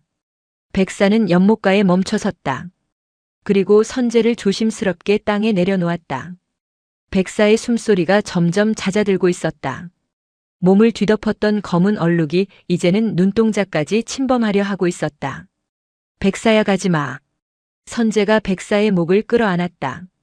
백사는 마지막 힘을 짜내어 선재의 뺨에 자신의 머리를 비볐다. 차가운 뱀의 혀가 선재의 눈물을 핥았다. 울지 마라. 마음속으로 목소리가 들린 것 같았다. 백사는 천천히 몸을 돌려 연못을 향해 기어갔다. 물에 닿는 순간 치익 소리와 함께 검은 연기가 피어올랐다. 백사의 몸에 쌓여있던 도끼가 물에 씻겨나가고 있었다. 하지만 뒤를 밟던 사냥꾼들이 기어코 나타났다. 최대인은 머리에 붕대를 감은 채 씩씩거리고 있었다. 저기 있다. 물에 들어가면 못 잡는다. 쏴라. 사냥꾼들이 화살과 창을 겨눴다. 안 돼. 선재가 양팔을 벌리고 백사의 뒤를 막아섰다. 비켜라 이 꼬맹아. 최대인이 선재를 밀치려 했다. 그때였다. 연못에 몸을 반쯤 담그고 있던 백사가 갑자기 물 위로 솟구쳤다. 그런데 모습이 달라져 있었다. 검은 얼룩이 씻겨 내려간 자리에서 눈부신 금빛 비늘이 돋아나고 있었다. 머리에는 사슴의 뿔 같은 것이 돋아나 있었고 등에는 갈기가 휘날렸다. 뱀이 아니었다. 이무기였다. 아니 용이 되기 직전의 영물이었다. 백사는 입을 벌려 거대한 포효를 내질렀다. 쿠오. 그 소리는 단순한 울음이 아니었다. 바람을 부르고 구름을 모으는 소리였다. 산 정상에 회오리 바람이 몰아쳤다. 최대인과 사냥꾼들은 바람에 휩쓸려 나뒹굴었다. 무기들이 허공으로 날아갔다. 사람들은 바닥에 납작 엎드려 벌벌 떨었다. 감히 쳐다볼 수도 없는 압도적인 힘이었다. 백사는 그들을 죽일 수도 있었다. 하지만 백사는 그저 그들을 내려다볼 뿐이었다. 슬픈 눈이었다. 자신을 죽이려 하고 팔아넘기려 했던 인간들을 향한 분노가 아니라 그들의 어리석음을 가엾게 여기는 자비의 눈빛이었다. 백사는 고개를 돌려 선재를 보았다. 그리고 입을 벙긋거렸다. 소리는 나지 않았지만 선재는 알 수 있었다. 고마웠어. 백사는 물속으로 사라지지 않았다. 대신 하늘을 향해 몸을 비틀며 솟구쳐 올랐다. 회오리 바람을 타고 구름 속으로 빨려 들어갔다. 그 뒤로 황금빛 비늘 하나가 팔랑거리며 선재의 손바닥 위로 떨어졌다. 비늘은 따뜻했다. 마치 그날 알을 처음 품었을 때 느꼈던 그 온기처럼. 최대인과 사냥꾼들은 넋이 나간 채 하늘만 쳐다보고 있었다. 무곡 스님이 그들에게 다가가 나직하게 말했다. 보았느냐? 너희가 잡으려 했던 것은 뱀이 아니라 산의 마음이었다. 너희는 오늘 산을 잃었다. 최대인은 아무 말도 하지 못하고 주저앉아 엉엉 울었다. 그것은 회개의 눈물이라기보다 자신이 놓친 것이 얼마나 거대한 것이었는지를 깨달은 자의 허무한 통곡이었다. 선제는 비늘을 가슴에 품고 하염없이 하늘을 올려다보았다. 구름 사이로 맑은 비가 내리기 시작했다. 겨울비였지만 춥지 않았다. 백사가 떠난 산 정상에는 정막만이 남았다. 하늘로 치솟았던 회오리 바람이 잦아들자 겨울 산의 매서운 칼바람이 그 자리를 채웠다. 최대인과 사냥꾼들은 혼이 나간 사람처럼 비틀거리며 산을 내려갔다. 그들의 손에는 무기 대신 두려움이 들려 있었다. 용이다. 우리가 용을 죽이려 했어. 이제 천벌을 받을 거야. 그들은 뒤를 자꾸만 힐끔거렸다. 금방이라도 하늘에서 벼락이 떨어지거나 땅이 갈라져 자신들을 삼킬 것 같은 공포에 사로잡혀 있었다. 하지만 산은 아무런 반응도 하지 않았다. 그저 침묵할 뿐이었다. 그 침묵이 더 무거웠다. 선제는 연못가에 주저앉아 한참을 움직이지 않았다. 손에 쥔 황금빛 비늘은 아직 따뜻했다. 그것은 백사가 남긴 마지막 체온이자 약속이었다. 선제야, 내려가자. 해가 진다. 법운 스님이 선제의 어깨를 감쌌다. 선제는 고개를 저었다. 백사가 추울 텐데. 물속은 차가운데. 녀석은 이제 추위를 타지 않는다. 산의 주인이 되었으니 바람이 이불이 되고 구름이 옷이 되겠지. 무곡 스님의 말에도 선제의 눈물은 멈추지 않았다. 선제에게 백사는 산의 주인이나 영물이 아니라 그저 추위를 많이 타던 자신의 체온을 나눠주어야 했던 친구였다. 절로 돌아왔을 때 풍경은 황량했다. 마당에 널브러진 끊어진 쇠사슬과 찢어진 그물, 불타버린 늙은 소나무의 잔해만이 치열했던 탐욕의 흔적으로 남아있었다. 밤이 되자 절은 칠흑 같은 어둠에 잠겼다. 지난 몇 달간 밤을 대낮처럼 밝혀주던 백사의 빛이 사라지자 어둠은 더욱 짙고 무겁게 느껴졌다. 선제는 자신의 방에 들어와 텅 빈 구석 자리를 바라보았다. 백사가 따리를 틀고 있던 자리에는 눌린 자국만이 선명했다. 텅 비었네. 선제는 백사의 자리에 누워 몸을 웅크렸다. 손에 쥔 비늘을 가슴에 꼭 품었다. 비늘에서 미세한 진동이 느껴졌다. 마치 백사의 심장 소리 같았다. 선제는 그 작은 울림의 의지에 겨우 잠이 들었다. 다음 날부터 기이한 일이 벌어졌다. 절을 찾는 발길이 뚝 끊긴 것은 물론이고 마을 전체가 쥐 죽은 듯 조용해졌다. 굴뚝에서 연기도 잘 피어오르지 않았다. 사람들은 집 밖으로 나오기를 꺼렸다. 법운 스님이 탁발을 하러 마을에 내려갔다 돌아와 혀를 찼다. 마을 꼴이 말이 아닙니다. 다들 방구석에 처박혀서 벌벌 떨고 있습니다. 뱀신의 저주가 내릴 거라고 믿고 있더군요. 어리석은 사람들. 뱀은 떠나면서 자비를 베풀었거늘 스스로 공포라는 감옥을 짓고 갇혔구나. 무곡 스님의 말대로였다. 백사는 복수하지 않고 떠났지만 사람들은 자신들이 저지른 죄의 무게에 짓눌려 스스로를 벌하고 있었다. 겨울이 깊어지면서 진짜 위기가 찾아왔다. 이번에는 외부의 역병이 아니었다. 마음에서 비롯된 병이었다. 마을 사람들 사이에서 원인 모를 병이 돌기 시작했다. 고열도 없고 반점도 없었다. 그저 시름시름 앓으며 헛소리를 하고 악몽에 시달렸다. 잠을 자다가도 뱀이 나를 조인다며 비명을 지르고 깨어났다. 최대인은 도성으로 도망치듯 떠났지만 며칠 못 가 다시 돌아왔다. 그는 반미치광이가 되어 있었다. 눈을 감으면 그 눈이 보여. 푸른 눈이 나를 쳐다보고 있어. 최대인은 마을 입구의 장승을 붙잡고 횡설수설했다. 마을 사람들은 그 모습이 자신들의 미래가 될까봐 두려워했다. 병은 전염병처럼 번져나갔다. 그것은 죄책감이 만들어낸 집단 환각이었다. 어느 날 촌장이 헬쑥한 얼굴로 저를 찾았다. 스님 살려주십시오. 마을 사람들이 다 죽어갑니다. 몸의 병이라면 의원을 찾고 마음의 병이라면 참회를 해야지 어찌 나를 찾습니까? 참회는 1000번 만번도 더했습니다. 제발 뱀 신님을 달랠 방법을 알려주십시오. 위패라도 모셔야 합니까? 사당이라도 지어야 합니까? 무곡 스님은 단호하게 고개를 저었다.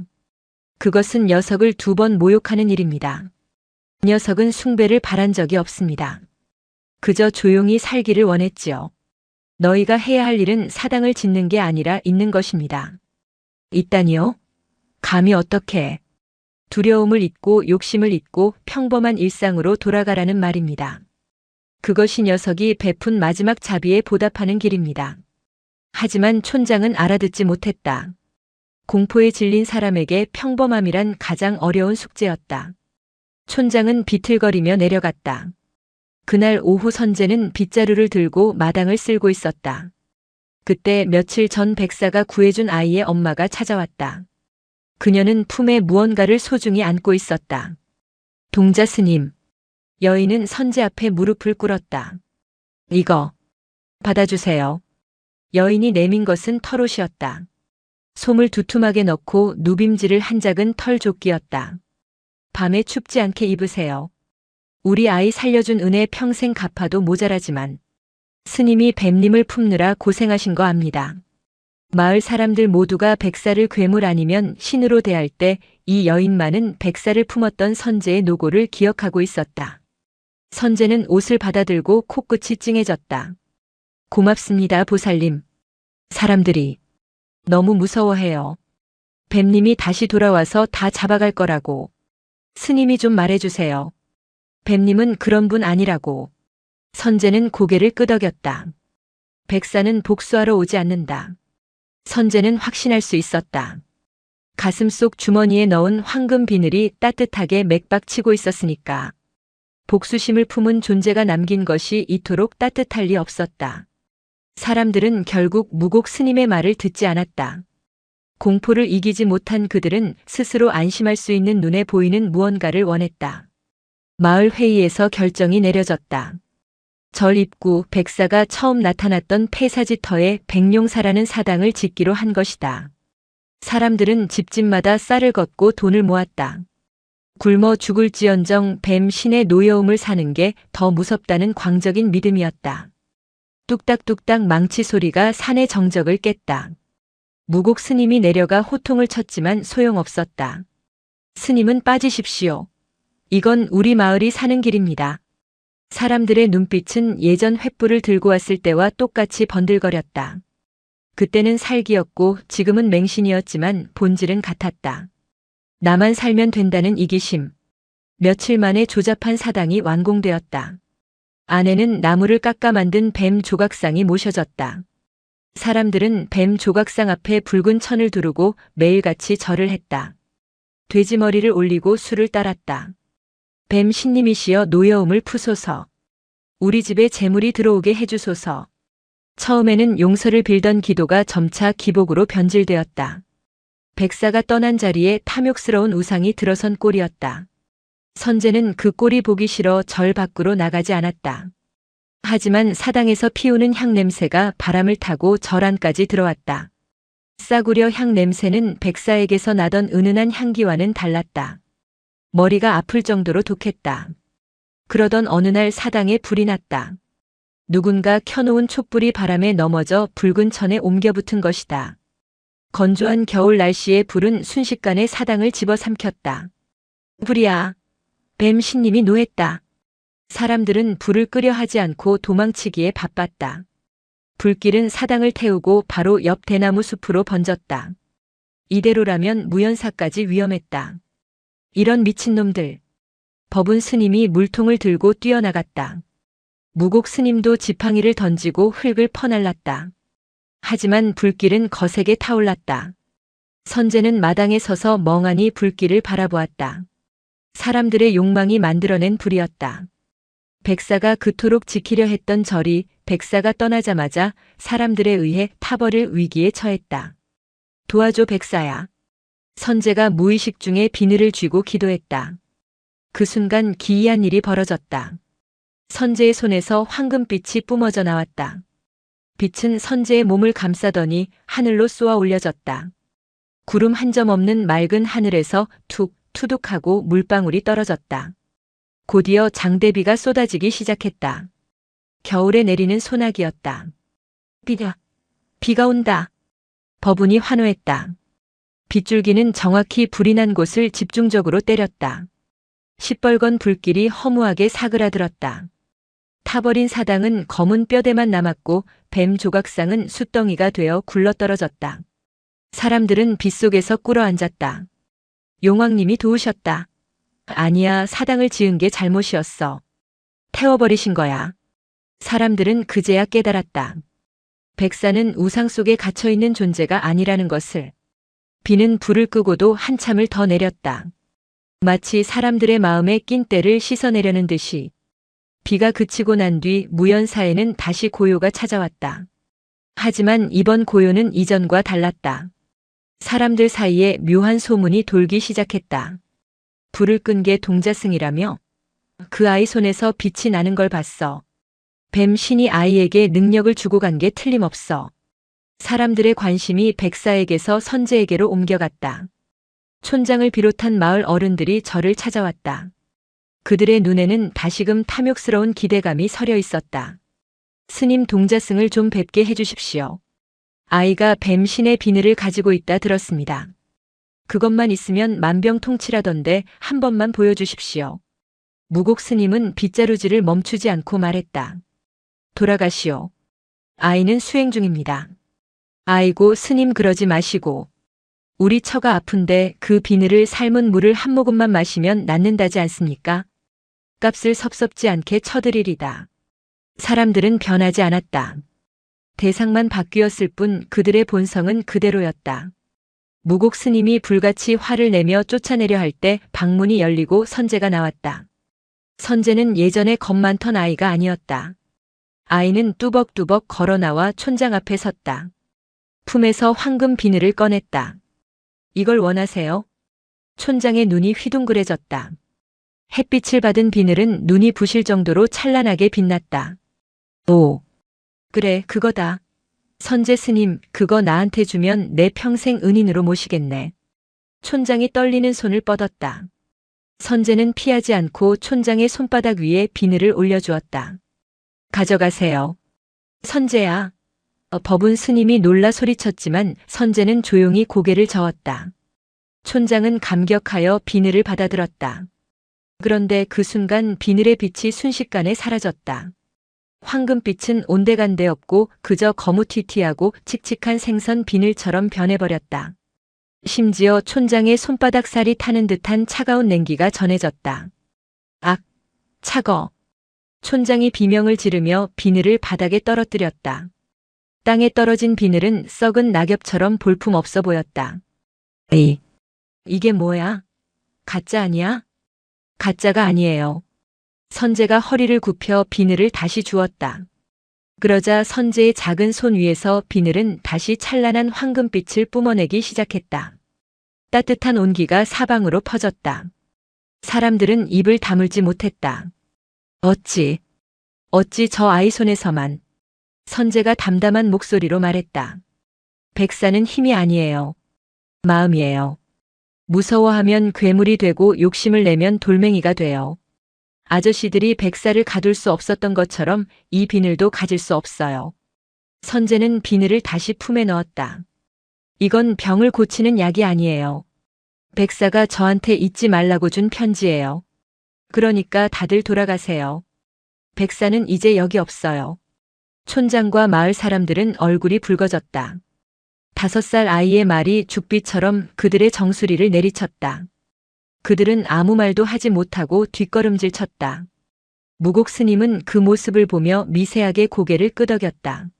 아이는 자랐다.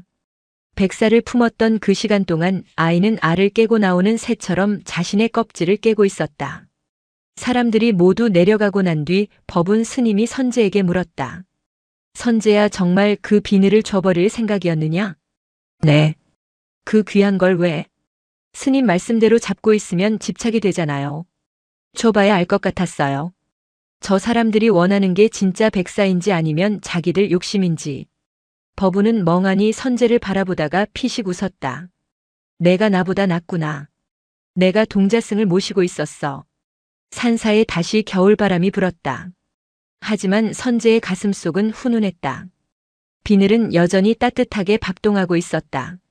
마치 백사가 어딘가에서 잘했다고 속삭이는 것처럼. 그러나 평화는 오래가지 않았다.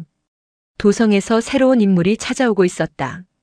최대인보다 더 권력이 높고 더 지독한 집착을 가진 자.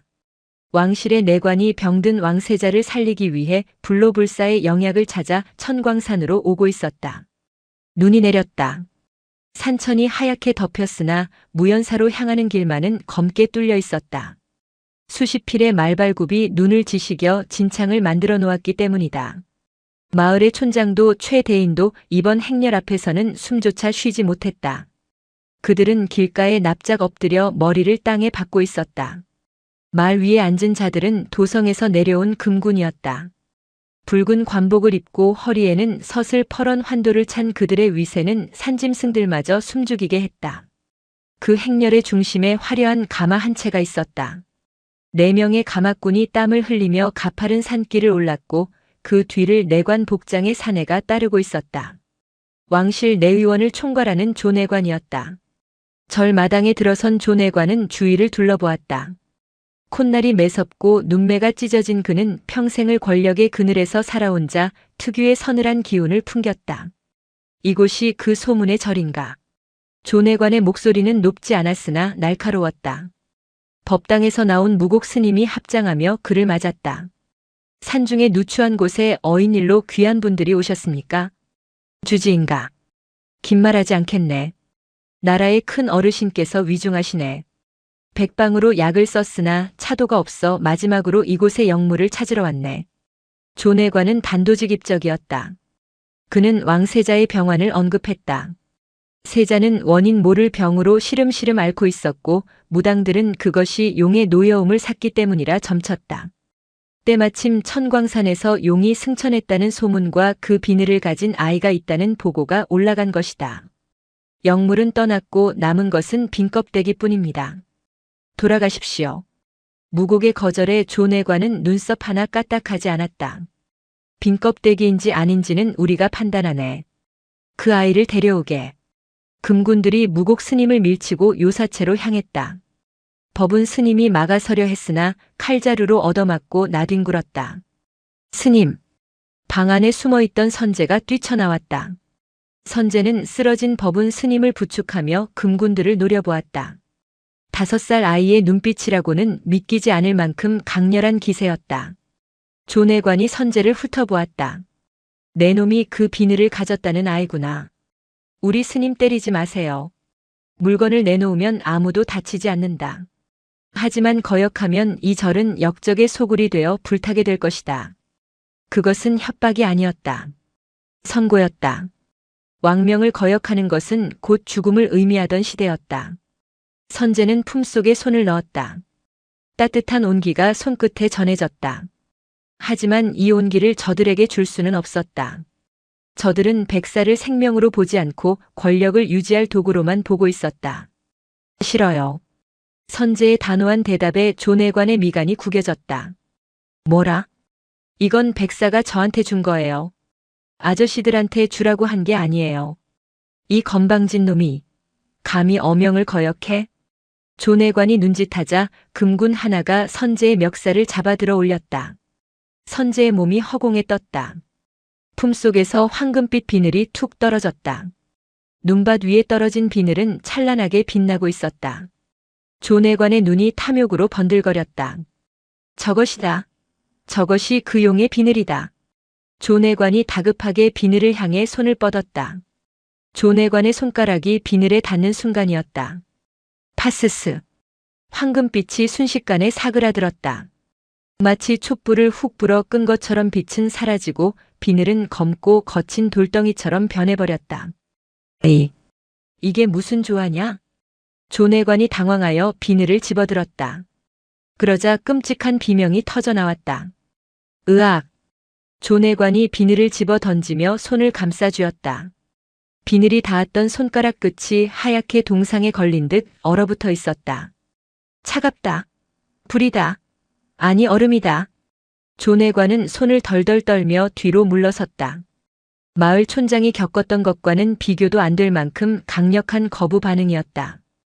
백사가 남긴 비늘은 상대의 탐욕이 클수록 더 차가운 냉기를 뿜어냈다. 왕실의 권력을 등에 업은 존해관의 욕망은 그만큼 거대하고 차가웠던 것이다. 요물이다. 저것은 약이 아니라 저주 덩어리야. 존해관은 공포에 질려 소리쳤다. 무곡 스님이 조용히 비늘을 주어 선제의 손에 쥐어주었다. 그러자 비늘은 다시 따뜻한 황금빛을 뿜어냈다. 보십시오. 물건이 주인을 알아보는 것입니다. 억지로 취하려 하면 화를 입습니다. 무곡의 말에 존해관은 입술을 깨물었다. 자존심이 상한 그는 도끼에 찬 눈으로 선제를 노려보았다. 그렇다면 방법은 하나뿐이군. 존해관이 비릿한 웃음을 흘렸다. 비늘이 아이의 말을 듣는다면 아이와 비늘을 통째로 데려가면 될 일이다. 뭐라고요? 법운 스님이 기겁하며 외쳤다. 저 아이를 산채로 솥에 넣고 삶아서라도 그 기운을 우려내야겠다. 세자 저하를 살릴 수만 있다면 중놈 하나 죽이는 건 일도 아니지. 광기였다. 충성이라는 이름으로 포장된 잔혹한 광기. 금군들이 다시 선제를 포위했다. 이번에는 비늘을 뺏으려는 게 아니라 선제를 결박하려 들었다. 안 됩니다. 차라리 나를 잡아가시오. 법운 스님이 몽둥이를 들고 달려들었지만 무장한 군사들을 당해낼 수는 없었다. 금군들이 창자루로 법운을 내리쳤다. 스님. 선제가 울부짖었다. 무곡 스님마저 무릎이 꿇렸다. 절마당은 순식간에 아수라장이 되었다. 힘없는 스님들은 피를 흘리며 쓰러졌고 선제는 밧줄에 묶였다. 이거 나요. 선제가 발버둥 쳤지만 역부족이었다. 존해관은 얼어붙은 손을 입김으로 녹이며 싸늘하게 말했다. 출발한다. 해가 지기 전에 산을 넘어야 한다. 선제는 가마꾼들의 손에 이끌려 억지로 끌려갔다. 뒤돌아보니 피투성이가 된 법운 스님과 망연자실한 표정으로 앉아있는 무곡 스님의 모습이 보였다. 할아버지, 스님. 선제의 눈에서 눈물이 뚝뚝 떨어졌다. 그 눈물이 손에 쥐고 있던 비늘 위로 떨어졌다. 비늘이 미세하게 진동했다. 하지만 백사는 나타나지 않았다. 이제는 선제 스스로 감당해야 할 몫이었다. 행렬이 절을 빠져나갈 때 무곡 스님이 마지막 힘을 짜내어 소리쳤다. 선제야, 명심해라. 두려움에 지지 마라. 내가 품었던 것은 뱀이 아니라 잡이었다. 그 마음만 잃지 않으면 너는 죽지 않는다. 스님의 목소리가 메아리쳐 선제의 가슴에 박혔다. 가마에 갇힌 선제는 덜컹거리는 진동을 느끼며 웅크리고 있었다. 사방이 막힌 가마 안은 어둡고 추웠다. 존해관은 선제가 도망치지 못하도록 가마문에 자물쇠를 채웠다. 선제는 무서웠다. 솥에 삶아진다는 말이 귓가에 맴돌았다. 하지만 품속의 비늘을 만지작거리며 백사를 떠올렸다. 백사는 더 무서웠을 거야. 알 속에 갇혀있을 때도 사람들이 죽이려 할 때도. 백사는 그 공포를 견디고 용이 되었다. 선제는 눈물을 닦았다. 자신이 무너지면 백사가 남긴 이 마지막 흔적조차 저들의 욕심을 채우는 데 쓰이고 말 것이다. 이틀 밤낮을 걸어 행렬은 도성 한양에 도착했다. 화려한 기와집들이 끝도 없이 펼쳐져 있었지만 선제의 눈에는 거대한 감옥처럼 보였다. 사람들은 웅성거리며 금군의 행렬을 구경했다. 저기 봐. 산에서 잡아온 요물이라던데. 어린애잖아. 저 아이가 용을 부린다고. 사람들의 시선은 호기심과 경멸이 섞여 있었다.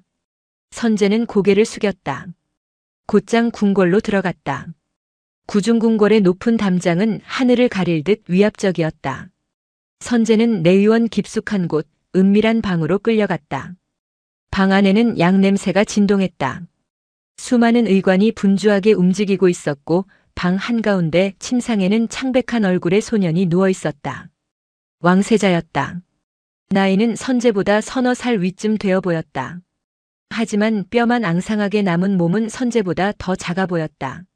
세자는 거친 숨을 몰아쉬며 고통스러워하고 있었다. 저하 약을 가져왔습니다. 존해관이 엎드려 고했다. 그리고 선제를 앞으로 떠밀었다. 이 아이가 용의 비늘을 가지고 있습니다. 자, 어서 비늘을 내놓거라. 선제는 주저하며 비늘을 꺼냈다. 황금빛이 방 안을 환하게 밝혔다. 의관들이 탄성을 질렀다. 오, 저런 빛은 처음 봅니다. 과연 영약이로다. 조내관은 의관에게 눈짓했다. 의관은 날카로운 은장도를 꺼내 들었다. 비늘을 긁어서 가루를 내거나 아니면 선제의 피를 섞으려는 기세였다. 그때였다. 누워있던 세자가 힘겹게 눈을 떴다. 그의 시선이 선제에게 머물렀다. 아니, 정확히는 선제의 손에 들린 비늘을 보고 있었다. 그것은 세자의 목소리는 갈라져 있었다. 따뜻해 보이는구나. 세자는 춥다고 했다. 아무리 비단 이불을 덮고 화로를 피워도 뼛속까지 시리다고 했다. 그것은 권력 암투 속에서 언제 독살당할지 모른다는 공포가 만들어낸 한기였다. 의관이 칼을 들고 다가오자 선제가 뒷걸음질 쳤다. 안 돼요. 이걸 부수면 안 돼요. 가만히 있어라. 저하를 살리려면 어쩔 수 없다. 조내관이 선제의 팔을 붙잡았다. 선제는 비늘을 가슴에 품고 소리쳤다. 이건 약이 아니에요. 이건 마음이에요. 시끄럽다. 조내관이 억지로 선제의 손을 펴려 했다. 선제가 필사적으로 저항하는 과정에서 비늘이 튀어나갔다.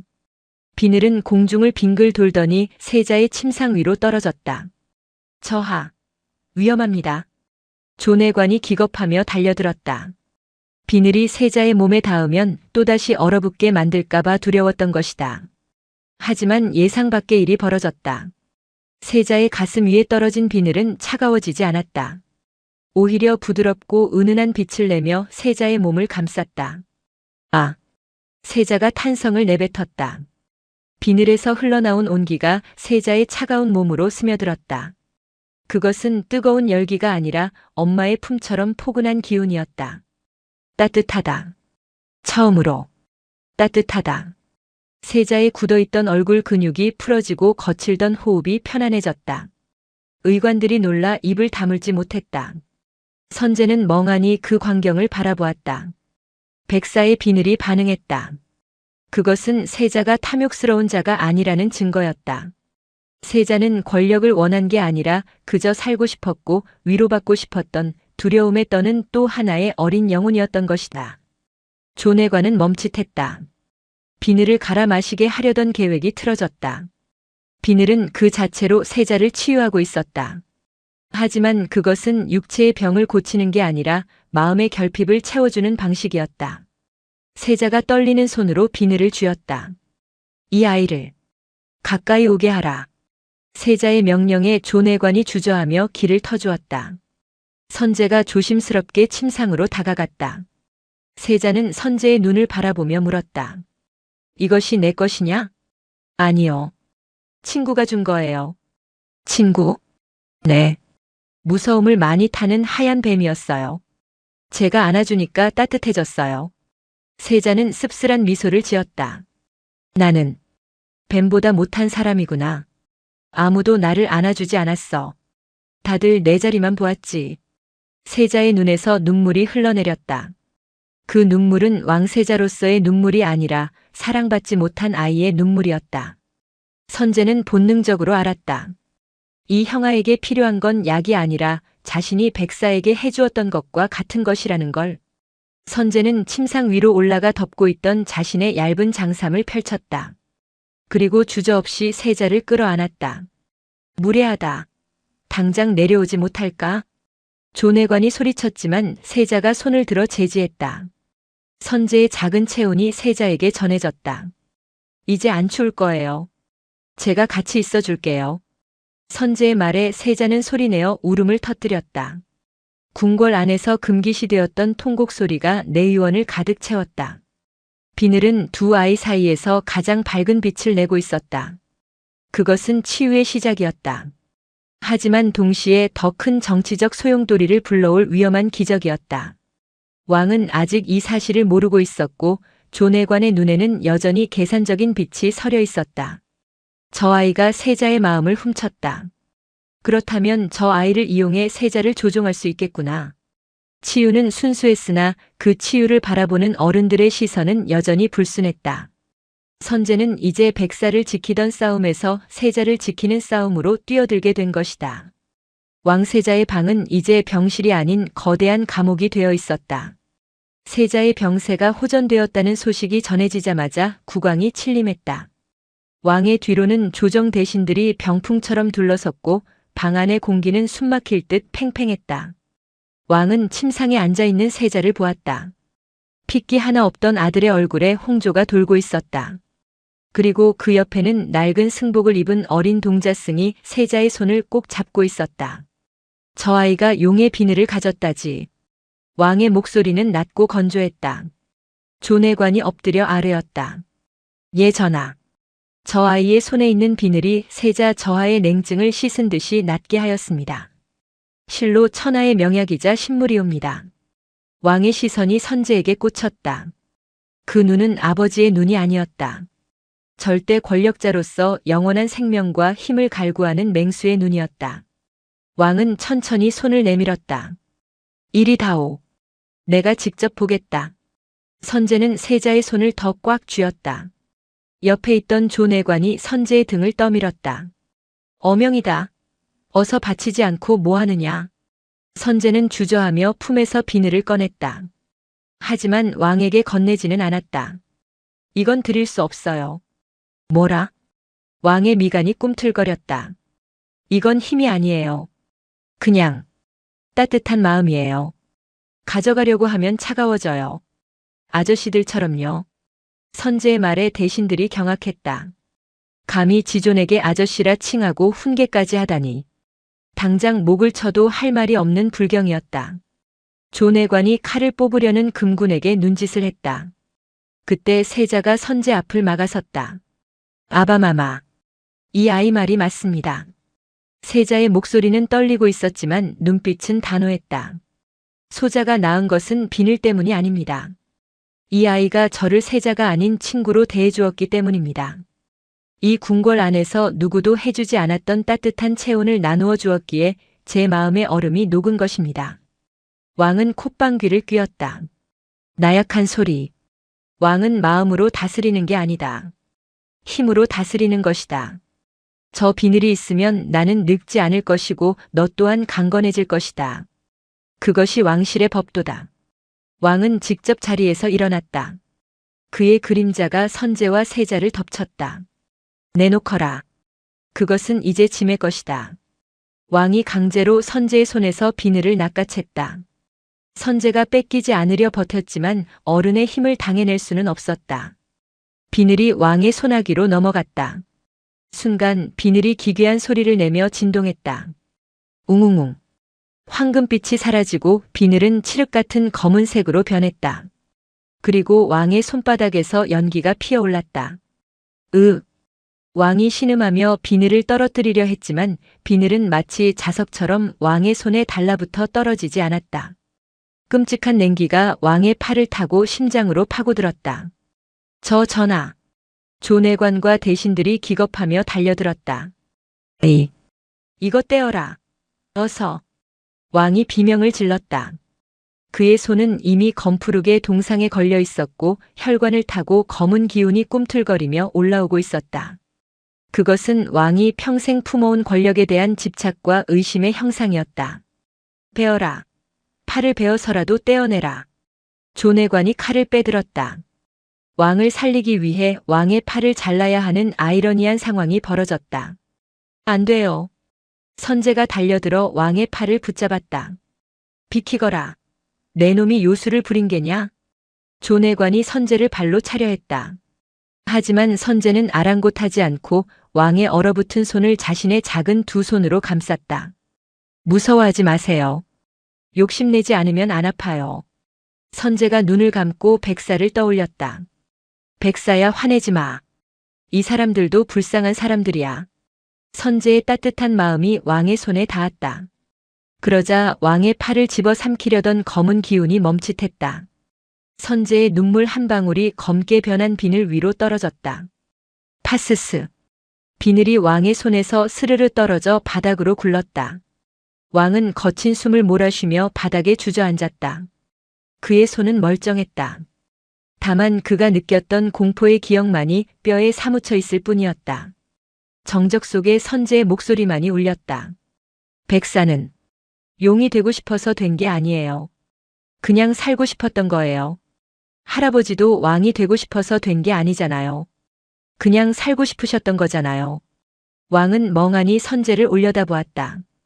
평생을 정적을 제거하고 왕좌를 지키기 위해 살아온 자신의 삶이 고작 5살짜리 아이의 눈에는 겁에 질려 웅크린 뱀처럼 보였던 것이다. 왕은 더 이상 비늘을 탐하지 않았다. 아니, 감히 탐할 수가 없었다. 그것은 인간의 그릇으로 담을 수 있는 물건이 아니었다. 다음 날 새벽 왕은 조용히 명을 내렸다. 그 아이를 보내주어라. 조내관은 분한 듯 입술을 깨물었지만 왕의 눈에 서린 깊은 회한을 보고는 고개를 숙였다. 세자가 선제를 배웅하러 궁궐 문 앞까지 나왔다. 하룻밤 사이 세자는 훌쩍 자란 듯 의젓해 보였다. 선제야. 세자가 선제의 손을 잡았다. 고맙다. 내 덕분에 내가 누구인지 알았다. 나는 왕이 될 사람이 아니라 그냥 사람이어야 한다는 걸. 형아, 안녕. 아프지 마. 선제는 해맑게 웃으며 세자를 안아주었다. 세자는 품에서 작은 꾸러미를 꺼내주려 했다. 금은 보화였다. 이거라도 가져가거라. 저를 고치는 데 쓰면. 선제는 고개를 저었다. 필요 없어요. 절에는 흙도 있고 나무도 있어요. 그리고 저는 이미 제일 비싼 걸 가졌는걸요. 선제는 가슴을 톡톡 두드렸다. 그곳에는 비늘이 들어 있었다. 세자는 멍하니 있다가 피식 웃음을 터뜨렸다. 그래. 내가 졌다. 너는 천하를 다 주어도 못 살 부자구나. 선제는 무곡 스님, 법운 스님과 함께 산을 내려왔다. 법운 스님은 쩔뚝거렸지만 표정만은 그 어느 때보다 밝았다. 다시 천광산으로 돌아오는 길은 멀고 험했다. 하지만 절 입구에 도착했을 때 그들은 놀라운 광경을 목격했다. 폐허가 되었던 절이 말끔하게 치워져 있었다. 불타버린 소나무 자리는 깨끗하게 정리되어 있었고 무너진 담장은 다시 쌓여 있었다. 누가 시킨 것이 아니었다. 마을 사람들이었다. 촌장과 마을 사람들은 스님들이 돌아왔다는 소식에 쭈뼛거리며 모여들었다. 그들의 손에는 몽둥이나 횃불 대신 빗자루와 걸레가 들려 있었다. 스님, 오셨습니까? 촌장이 죄인처럼 고개를 숙였다. 저희가 잘못했습니다. 비늘이 탐나서가 아니라 뱀신이 무서워서가 아니라 그냥 사람 도리가 아닌 것 같아서 치웠습니다. 그들은 조내관이 선제를 끌고 가는 모습을 보며 그리고 왕실조차 그 힘을 감당하지 못했다는 소문을 들으며 깨달은 것이었다. 탐욕의 끝은 파멸이고 남는 것은 결국 사람뿐이라는 것을. 무곡 스님은 말없이 촌장의 손을 잡아주었다. 밥은 먹었소? 그 한마디에 촌장은 왈칵 눈물을 쏟았다. 그날 저녁 무연사의 굴뚝에는 다시 하얀 연기가 피어올랐다. 그것은 기적을 바라는 연기가 아니라 밥을 짓는 평범하고 구수한 사람의 냄새였다. 선제는 밤에 몰래 절 뒤편으로 올라갔다. 백사가 처음 알로 발견되었던 곳, 그리고 백사가 마지막으로 떠났던 산 정상의 연못. 선제는 품에서 비늘을 꺼냈다. 달빛을 받은 비늘은 여전히 따뜻하게 빛나고 있었다. 백사야. 선제는 연못을 향해 속삭였다. 나 이제 이거 필요 없어. 선제는 비늘을 쥐고 있는 손에 힘을 주지 않았다. 사람들이 이제 안 무섭대. 나도 안 무서워. 그러니까 너도. 이제 무거운 짐 내려놓고 편하게 쉬어. 선제는 비늘을 연못 속으로 던졌다. 풍덩. 작은 파문이 일었다. 황금빛 비늘은 물속으로 가라앉으며 서서히 빛을 잃어갔다. 아니, 빛을 잃은 것이 아니라 물과 하나가 되어 녹아들었다. 그러자 연못의 물이 은은하게 빛나더니 맑은 기운이 산 전체로 퍼져나갔다. 그것은 누구 한 사람이 독점하는 약이 아니라 산에 사는 모든 생명을 살리는 생명수가 되었다. 선제는 빈손을 털고 일어났다. 손은 비었지만 마음은 꽉 찬 느낌이었다. 산바람이 선제의 머리를 쓰다듬고 지나갔다. 세월은 유수와 같다 했던가. 무연사의 기둥이 3번 바뀌고 늙은 소나무가 있던 자리에 새 소나무가 아름드리로 자랄 만큼의 시간이 흘렀다. 천광산은 이제 백룡산이라는 이름으로 불리고 있었다. 하지만 사람들은 그곳에 용이 산다고 믿지 않았다. 대신 그 산에 가면 마음이 맑아지고 잃어버린 양심을 되찾는다는 전설만이 전해질 뿐이었다. 무연사의 주지는 이제 중년이 된 선제 스님이었다. 무곡 스님은 오래전 입적하여 사리탑에 잠들었고 법운 스님도 노승이 되어 뒷방에 물러나 있었다. 어느 여름날 한 무리의 사람들이 절을 찾았다. 화려한 옷차림의 귀부인과 그녀의 어린 아들이었다. 아이는 손에 비싼 장난감을 들고 떼를 쓰고 있었다. 이거 싫어. 더 좋은 거 사줘. 아이는 장난감을 바닥에 내동댕이 쳤다. 귀부인은 어쩔 줄 몰라 하며 아이를 달랬다. 아이고 도련님 왜 이러십니까? 이게 얼마짜리인데. 선제는 마당을 쓸다 말고 그 모습을 지켜보았다. 아이의 눈은 욕망으로 가득 차 있었고 만족을 모르는 불안함으로 떨리고 있었다. 옛날 마을 사람들의 눈빛과 닮아 있었다. 선제가 다가가 아이 앞에 쭈그리고 앉았다. 꼬마야. 뭐야? 저리 가. 아이가 선제를 밀쳤지만 선제는 꿈쩍도 하지 않고 미소를 지었다. 손에 쥔 게 너무 많으면 새로운 걸 잡을 수가 없단다. 아니야. 다 가질 거야. 그래. 그럼 이걸 한번 잡아볼래? 선제는 품에서 무언가를 꺼내 주먹을 쥐어 보였다. 이게 뭔데? 세상에서 제일 따뜻하고 제일 비싼 거야. 아이의 호기심이 발동했다. 아이는 쥐고 있던 장난감을 바닥에 놓고 선제의 손을 잡으려 했다. 줘봐. 선제가 손을 폈다. 하지만 선제의 손바닥 위에는 아무것도 없었다. 빈손이었다. 뭐야? 아무것도 없잖아. 거짓말쟁이. 아이가 화를 내자 선제는 아이의 작은 손을 자신의 빈손으로 꼭 감싸쥐었다. 느껴지니? 뭐가? 따뜻한 거. 아이의 눈이 커졌다. 선제의 거친 손바닥에서 전해지는 온기. 그것은 장난감의 차가운 플라스틱 감촉과는 달랐다. 살아있는 사람의 온도였다. 이게 뭐야? 이게 마음이란다. 꽉 쥐면 내 것밖에 못 가지지만 손을 펴서 잡으면 다른 사람의 마음까지 가질 수 있지. 아이는 멍하니 선제의 손을 잡고 있었다. 보채던 울음이 뚝 그쳤다. 귀부인은 그 모습을 보고 놀라움을 금치 못했다. 선제는 자리에서 일어나 절 뒤편으로 향했다. 그곳에는 작은 비석 하나가 서 있었다. 비석에는 글자 대신 뱀이 따리를 튼 모양의 문양이 새겨져 있었다. 선제는 비석 앞에 앉아 눈을 감았다. 바람이 불어와 풍경 소리를 울렸다. 땡땡. 그 소리 사이로 익숙한 쇳소리가 섞여 들려왔다. 쉬익. 선제가 눈을 떴을 때 비석 위에 하얀 나비 한 마리가 앉아 있었다. 나비의 날개 무늬가 마치 뱀의 비늘처럼 보였다. 왔니? 선제가 손을 내밀자 나비는 선제의 손끝에 앉았다. 그래. 나도 잘 지낸다. 선제는 알고 있었다. 백사는 떠난 것이 아니라 산이 되었고 바람이 되었으며 비가 되어 항상 곁에 있었다는 것을. 그리고 그날 자신이 품었던 것은 뱀의 알이 아니라 세상 모든 두려움과 편견에 맞설 수 있는 용기라는 씨앗이었음을. 선제의 시선이 비석 아래 땅으로 향했다. 오래전 뱀의 알이 있던 그 자리. 그 흙 위에는 선명하게 찍힌 자국 하나가 남아 있었다. 비바람이 수없이 몰아쳤지만 결코 지워지지 않은 5살 아이의 작은 손바닥 자국.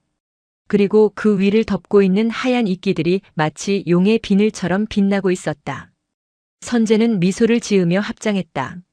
산 아래 마을에서 밥 짓는 연기가 평화롭게 피어오르고 있었다. 영상이 마음에 드셨다면 구독과 좋아요, 댓글 부탁드립니다.